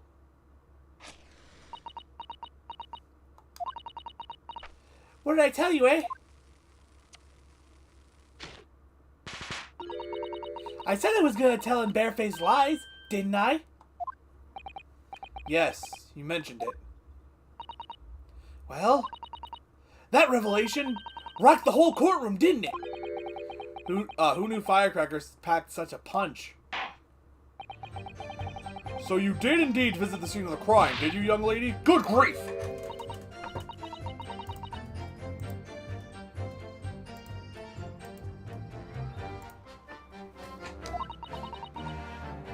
I suppose perhaps I do clearly remember climbing the stairs to the room, yeah. Either you clearly remember it or you don't. Well, I should consider fitting punishment for this perjurious act later. For the time being, you will immediately amend your testimony to reflect the truth. Oh yes, my lord, of course. Maybe I did sneak along behind gossip and have a little peek in the room where it all happened. Hold it! You make a habit of lying, do you, Miss Venus? Well, I suppose so. I don't really know, to be fair. If you want my advice, though, I take everything I say with a pinch of salt. Alright, but you did in fact go to the room where the victim was killed on the day in question, didn't you? Oh, please, as if I would. I can't think of anything more terrifying. The truth, please. Well, alright, just a bit then. I'm sorry. I was thinking about other stuff. I'm sorry. I was thinking about how the stream setup is going to work. Again, I'm still new to Restream, and I'm probably going to try disconnecting it soon. I suppose. You want my advice, so I take everything I say with a big pinch of salt. All over, right? But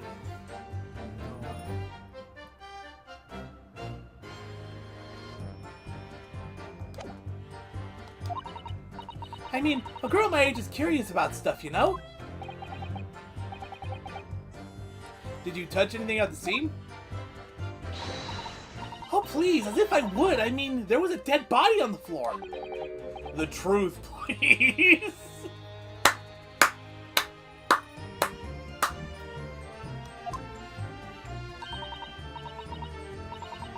Alright, just a bit then. I had a look to see if there was anything I could sell. So I did get the place a once over, but it was not nothing to write home about. Right. Now, I hesitate to ask, but you didn't move the notice board by any chance, did you? Oh, please! As if I would touch anything like that. Just a few bits of loose change is all I had. The truth, please! Oh.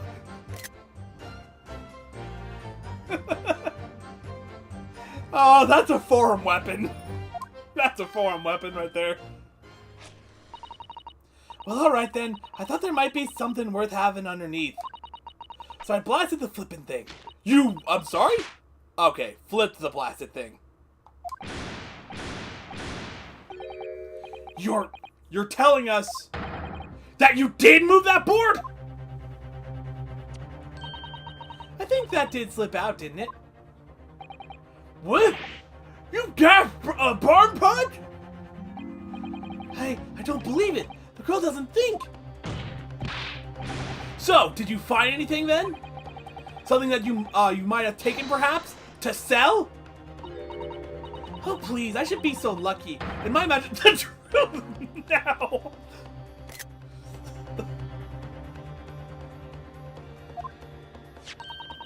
I might have found this old pocket watch under the notice board, I suppose. But a bit of junk like this can't be worth much if you ask. Oh, did Gina throw that? So it was you, was it? You're the one who took it. Gina? Now she knows how it feels. Young lady, may I remind you where you are? That watch there. That was a present to Inspector Gregson from the yard for a big case he solved 10 years ago. The professor case, no doubt. The boss used to wind it up every evening without fail when he was waiting for his grub to come at the pub. I see. I swiped her off him once and blimey he was upset. He gave me a right earful. Said he hadn't missed a day in the last 10 years polishing it and winding it. It meant the world to him, that watch did. Possibly not the best thing to be diving for then. It's not all that though. I just took it to Jabez that night to ask how much it was worth, but the old dealer wouldn't touch it. Wouldn't give me a penny for it. Said it wasn't working. Knocked about and worthless, he called it. I knew I should have lifted it.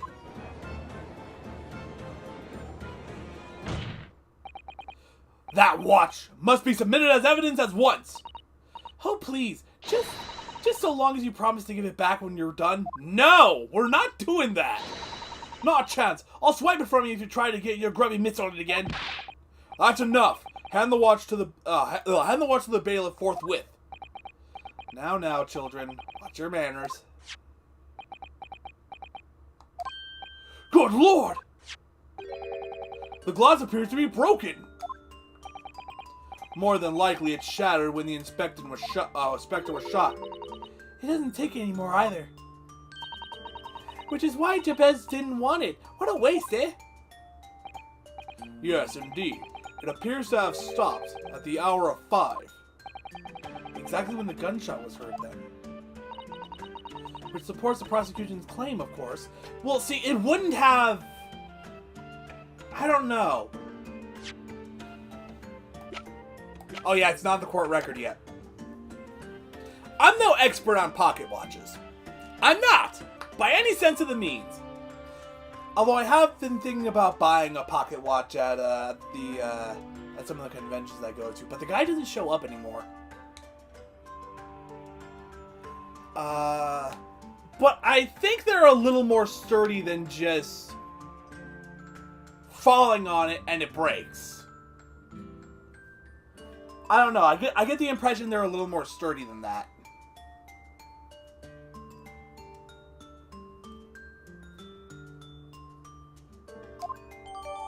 Okay, now it's in the court record. I'm going to take a look at that. Especially considering that this is, like, metal. Well, it would appear that the mystery of the moving notice board has been solved, at least. Let me take a look at this. The glass over the face was really badly cracked. Look. What a shame when the inspector clearly looked after it so carefully. I imagine Mr. Sholmes could repair it, don't you? Yes, I should think so. He's very adept at things like this. A useful man to have around, in fact. But kindly remember that he's a great detective, Mr. Naruhodo, not an odd job man. Let's see if there's anything else to it. Wait a minute. Oh, no! Oh, okay, hold on. This is the, this is what that key goes to. Okay. I thought the policeman key was to the trunk, but no, it's to this. Ah, there's a tiny little keyhole here. Can you see? Oh yes, that's probably for the winder used to wind up the mechanism. It looks a little unusual, don't you think? Yes, I've never. You need just the right key to wind it, I'd imagine. Why do I feel as though I've seen something? Something a bit like a key that's about the right size to fit in this hole. It would be wonderful if we had the key. Just check carefully over what we've already found. So that's already checked.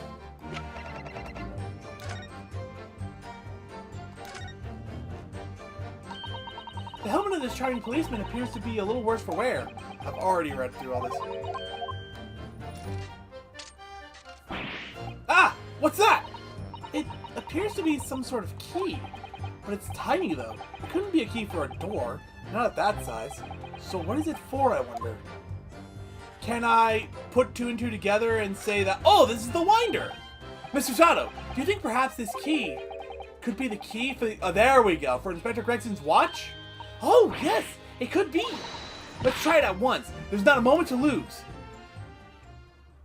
Maybe the idea is that the glass shattered and, like... Yeah, it's still working. I knew it. A perfect fit. And look, the inspector's watch has started going again. Ah, so it has obviously just not been wound up, that's all. What is it, Mr. Sato?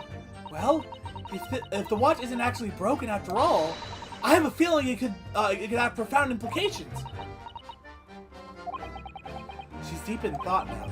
Perhaps I'd better start thinking deeply too. Okay. So, the mechanics of the watch still work, it's just the glass that's broken.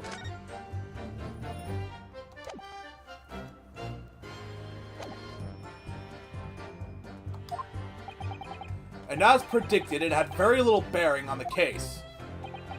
Ugh. Now then, continue with your cross-examination, please, counsel.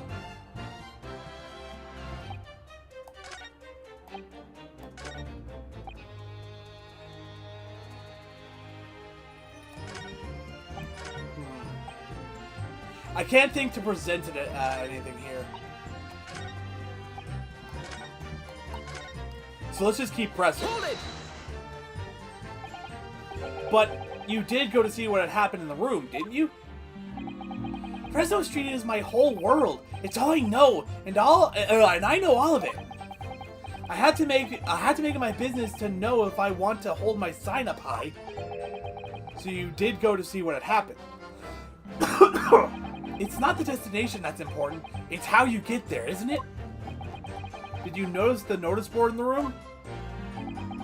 If you think about it, we were both the same species, aren't we? Both different members of the sign family.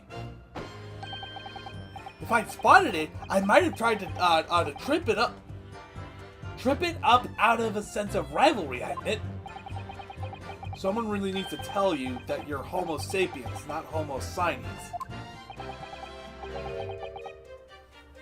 Does that mean you didn't notice the board? I can only repeat what I said before. I don't know anything about anything. I'm just a bystander, just a sign of the crossroads of life. Something very weird happened. I moved my headset a little bit to scratch my ear, and like the voice. I mean, like this is the first time I've noticed it. The way I do these voices with the headset on and when it's off sounds very different. I never noticed that until just now. Let's just wanted to check something real fast.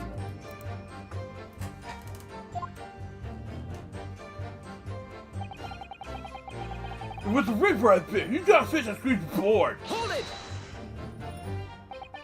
What exactly do you mean? Thank you, Ryunosuke. I was thinking exactly the same thing.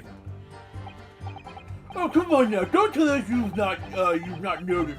You look like you hate everything in the world, that fella. But you're not noticed for it. There's the one thing you like. You can see it in his eyes. I can't say I'd ever noticed. I'll tell you one thing for free, though. I never took my eyes off that man on the floor, or off the Reaper, not for a second. Sorry? Well, I was scared that... I was that scared I couldn't. I'm sorry. I was that scared I couldn't. You never know when a thing like that might give to look away, do you? If you didn't take your eyes off the defendant, you should be able to confirm categorically whether or not he was the one who moved the notice board. Aye, that I can. The Reaper did nothing of the sort. I can swear to that. I shouldn't have missed it. Here's the thing upspread again and dragged into the corner. Right. Glad we've cleared that up.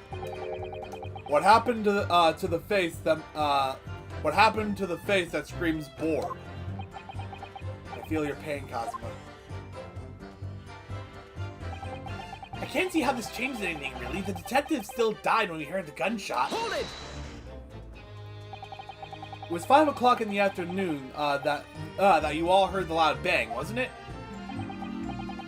Maybe the notice board fell over, or maybe it didn't. Maybe I fell over, or maybe I didn't. But the Reaper's fate is sealed either way because the gunshot we all heard. So your fate's sealed too. My fate? That's right. The defense is fated to lose, and the prosecution to win. In other words, it all hinges on that single gunshot. So if I can just find some problem with that part of their story, it may be possible to change all our fates. Of course, none of that changes the fact that I heard what I heard, does it? I mean, I've already tried, presenting the firecracker to that, but maybe now that we have the pocket watch and everything, maybe now I can present it? That would be very stupid, but I understand why the game did it at the very least, because we have to get that information, we had to get that information out about the pocket watch. There's no question that the notice board was moved, so somebody must have done it. But it didn't happen after the event, so maybe Cosmo is right, and it's not relevant to the case. It seems to have been deliberately positioned as to hide the body from view, so I feel sure that there's some deeper significance to all of this. Yes, I know what you mean. I have no doubt that there are more clues to be uncovered. So you're on the right track, I can feel it. So follow your instincts. Alright then.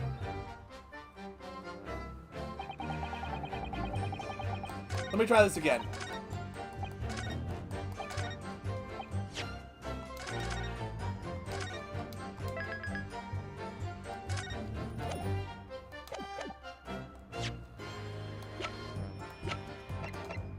Objection! Okay, so that's still not right.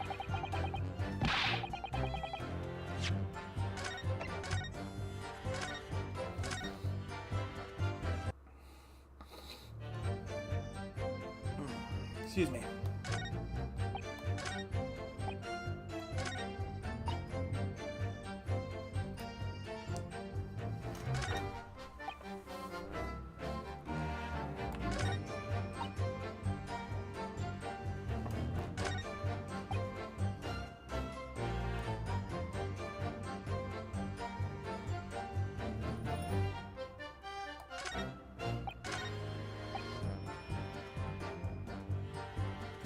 Wait, does he know about the pocket watch? Objection! There we go. I'm afraid that's not necessarily the case. Oh? At the scene, we found this key to the winder of the inspector's pocket watch. A key? And having wound the pocket watch, we discovered that it in fact still works. You see, the watch didn't stop because it was broken at all. And that fact completely undermines one of the most fundamental premises on which this entire case has been built. What?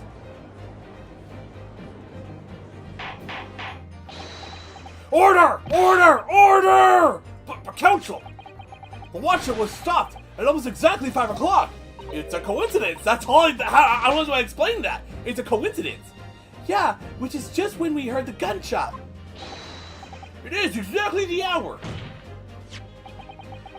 The time that was showing on the watch tells us nothing other than it was wound down.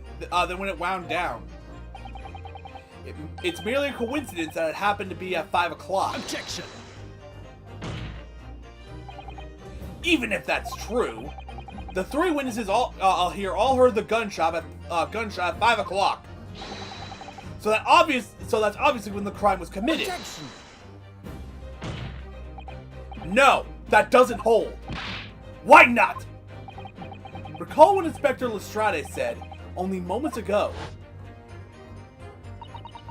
The boss used to wind up every evening without fail when he was waiting for his grub to come at the pub. He said he hadn't missed a day in the last 10 years, polishing it and winding it. It meant the world to him, that watch did. The victim was in the habit of winding his watch once a day in the evening. We can reasonably assume, therefore, that he wound the timepiece on the evening before he died as well. Yes, that would be entirely reasonable. But if that's the case, you wouldn't expect the watch to have completely wound down by 5 o'clock the following day.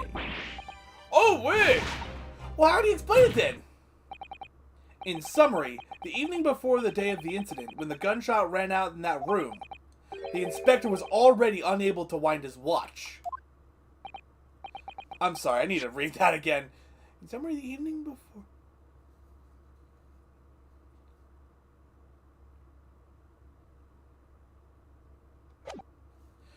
You can't mean! What would stop a man winding his watch if he's been in the habit of winding it every single evening for 10 years? The obvious answer is that he was already dead!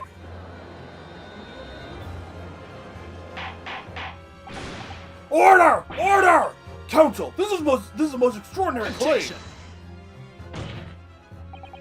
Extraordinary isn't the word. It's absurd! You claim he was already dead the night before? Do you really think that Scotland Yard's coroner would have overlooked something like that? Apparently, because if you look at the autopsy report, it just says time of death, but it doesn't actually tell you what the time of death was. You can clearly see it's supposed to be there, but there's nothing there.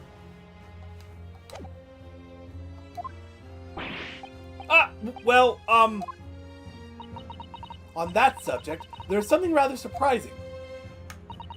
There's actually an omission in the coroner's report. The time of death is not noted. Okay, so it was done on purpose. Alright. That's right! Wait a minute! You're forgetting that my legs went from under me when I kicked the door in! What do you mean?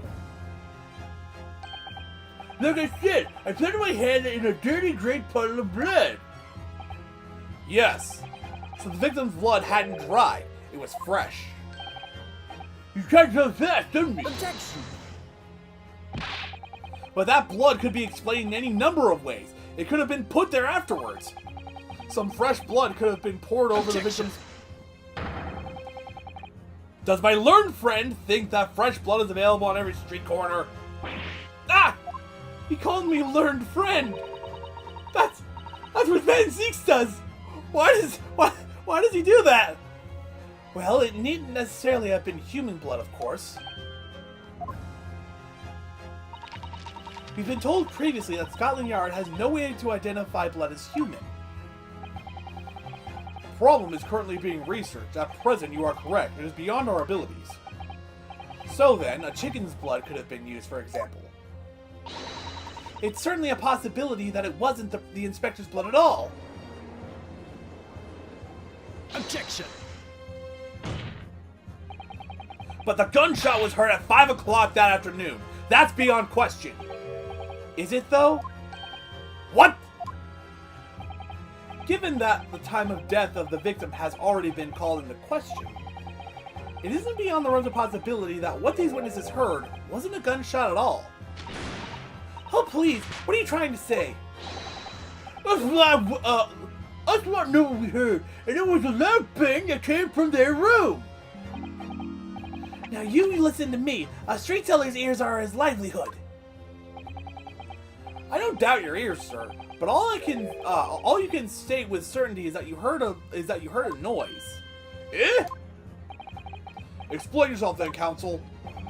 A noise that sounds like a gunshot could have been made with Take that! something like this. The culprit could have set off one of these to fake a gunshot. Good gracious! The very fireworks that are sold by the witness? Now hold on a minute. Are you saying I did it? My pretty little firecrackers only make a little pop anyway. See? Not 100 of them together.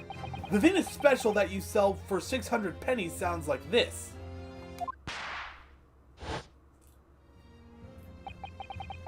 As the court can now attest, it sounds very much like a gunshot, in fact. Ah! You're trying to suggest that somebody set one of those fireworks off at the scene? I'm suggesting that somebody knew the defendant was in the room at 5 that day, and sought to implicate him by creating a sound like a gunshot for these peddlers on Fresno Street to hear. Objection! But even the accused himself has testified that he saw no one else in the room at the time. Whether it was a gun or a firecracker, the only person present to cause that bang was Beric Van Zieks. Except those firecrackers are on a fuse. Again, I imagine it's possible to extend the fuses. One whiff of a match and my firecrackers go pop. See? It's why people like them. I fear for your fingers, young lady. Objection!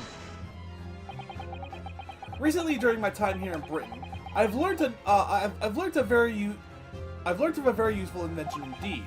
Something called a time bomb. Good heavens, a bomb? Yes, a device that allows you to blow up whatever you like, whenever you like.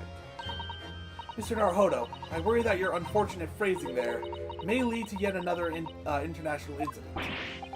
No, wait! It's the whenever you like part that's important. A time device?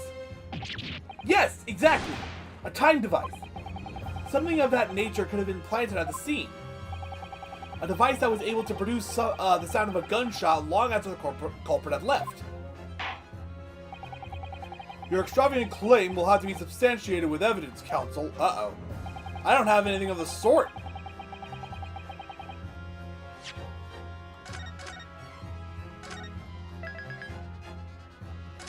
At least I don't think I have anything of the sort.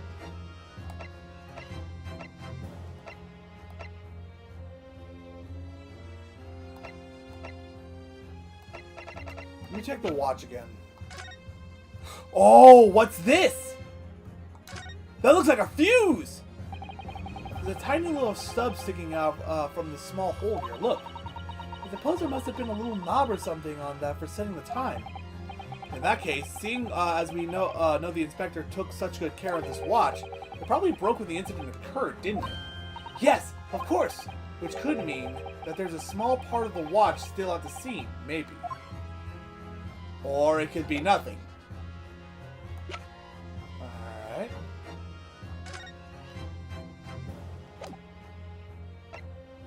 What proof do you have to suggest in any way that a time device was employed to create the gunshot sound? Did I just say no?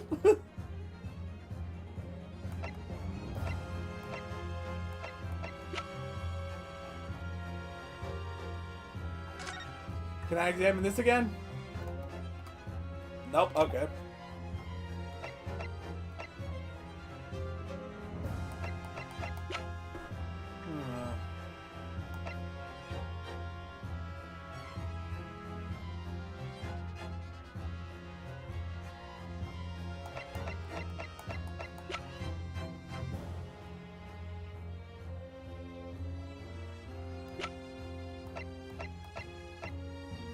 Would it be the watch again?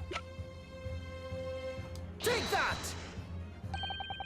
You're suggesting this could have been used as some sort of time delay device? I did think so, my lord. But it's become increasingly clear that we've all been very misguided. Objection! Yes, by you. What? Okay.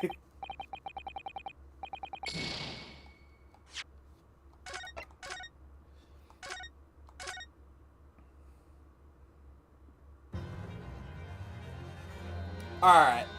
Let's see what we can do here.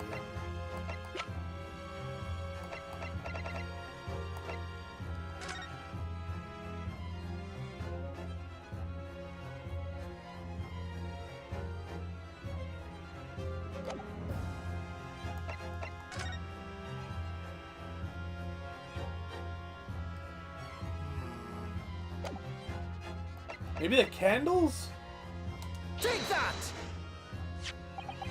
As the court has already discussed, the tip of one of the candles in the candelabrum has been blown off. Indeed, because it was struck by the bullet, which presumably passed through the victim. I don't think that's possible, my lord. Not possible. Why? Because of the scorching. There are gunpowder scorch marks clearly visible on the broken candle. There are? Goodness, yes! But it's not, is it not the case that there are also scorchings on the victim around the bullet entry wound? That's right, there was. But as we heard earlier, scorching like that only occurs when the target is at very close range, a matter of centimeters from the gun. Oh! Which means that the scorching on the candle can't possibly be the result of a gunshot. You are suggesting it came from the fireworks? How could that be, eh?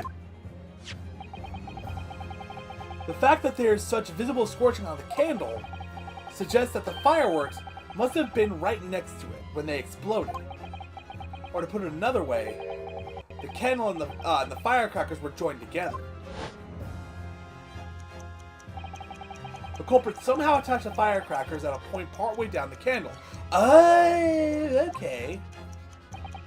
After the killer had left the scene, the candle slowly burnt down along with the other two, until eventually he ignited the fuse of the firecrackers, generating a loud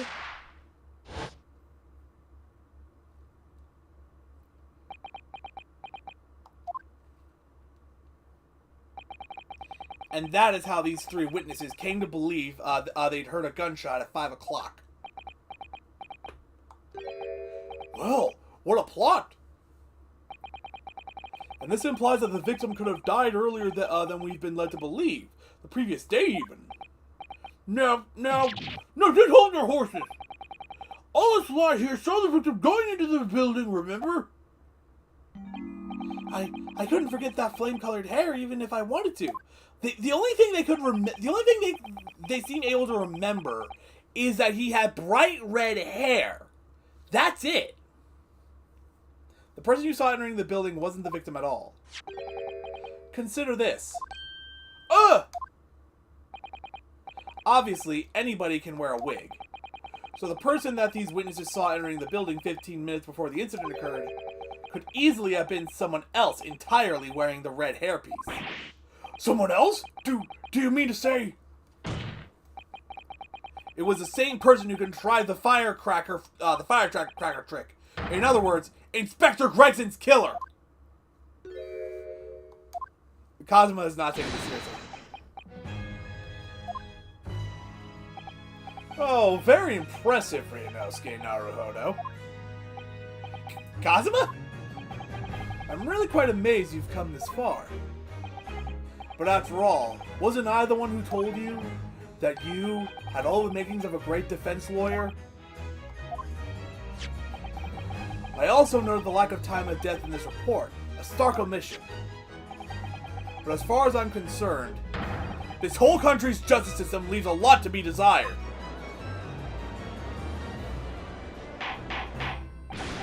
Order! Order! Order! Prosecutor Asugi, what on earth do you mean by that statement? I hear that that many of the leading members of Britain's judiciary are present to observe this trial today. So we cannot allow even the slightest doubt to be overlooked. The defense's assertion about the time of death based on the victim's stopwatch is just conjecture. But, while the possibility exists that my learned friend may be correct, we have a duty to explore it. I'm sorry, what?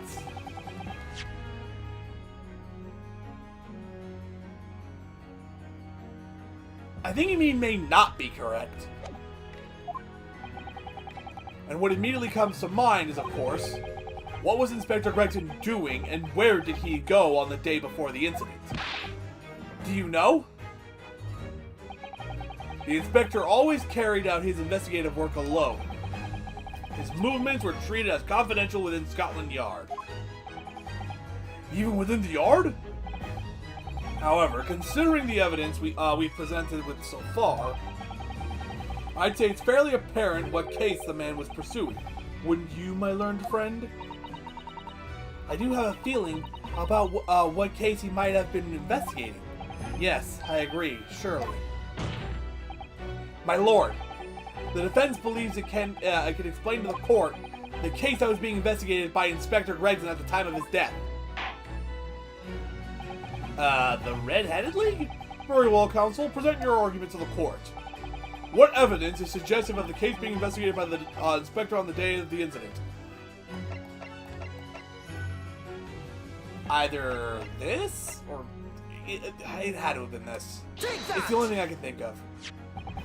I believe this red hairpiece points to the answer.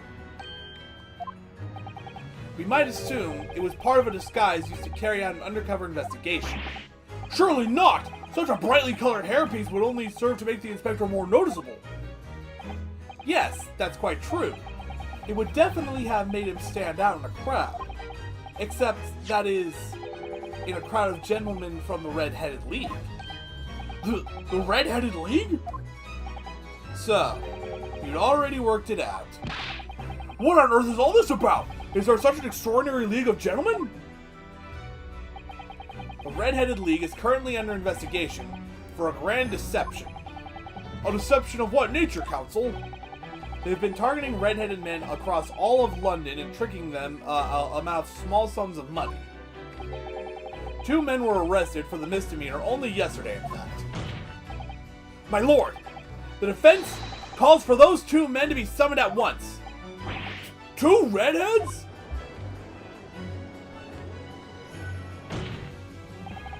Inspector Gregson clearly infiltrated the Red-Headed League using this hairpiece.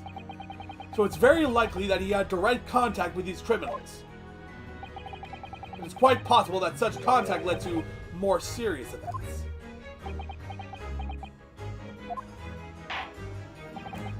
I concur that we cannot in good conscience leave this new avenue unexplored. Well done, Mr. Naruhodo! Well, it's another possible line of inquiry for us at least. The prosecution will make immediate arrangements for the charged men to appear. Bring these 2 Red-Headed League conspirators before me, Prosecutor Asagi. At once, my lord. Very good. We will have a 30-minute recess. Court is adjourned. That sounds like it to be continued. To be continued! Yes! Alright. Very sorry for any and all technical problems. Probably just gonna start going back to streaming on Twitch. I very much prefer streaming on Twitch to streaming on YouTube, actually. I'm very sorry to all those watching on YouTube, but I very much prefer Twitch over YouTube. I'm gonna find a way to disconnect Restream from this so I can just go back to streaming directly on Twitch. And I'll just do what I did before when I was streaming on Twitch, and that's just re-upload the stream archives to YouTube either immediately after the stream or early the next morning. Anyway, in the next part, we shall continue Lord Van Zeek's trial, and we shall be doing a little cross-examining of these red-headed gentlemen. That will be happening next week, 7 p.m. Eastern Standard Time, assuming all goes well with what I do before these streams. But in between now and then, you can catch me playing Pokemon Crystal on Saturday at 2 p.m. Eastern Standard Time, where we shall be headed to the Goldenrod Radio Tower to see what Team Rocket has planned there. Alright, I shall see you guys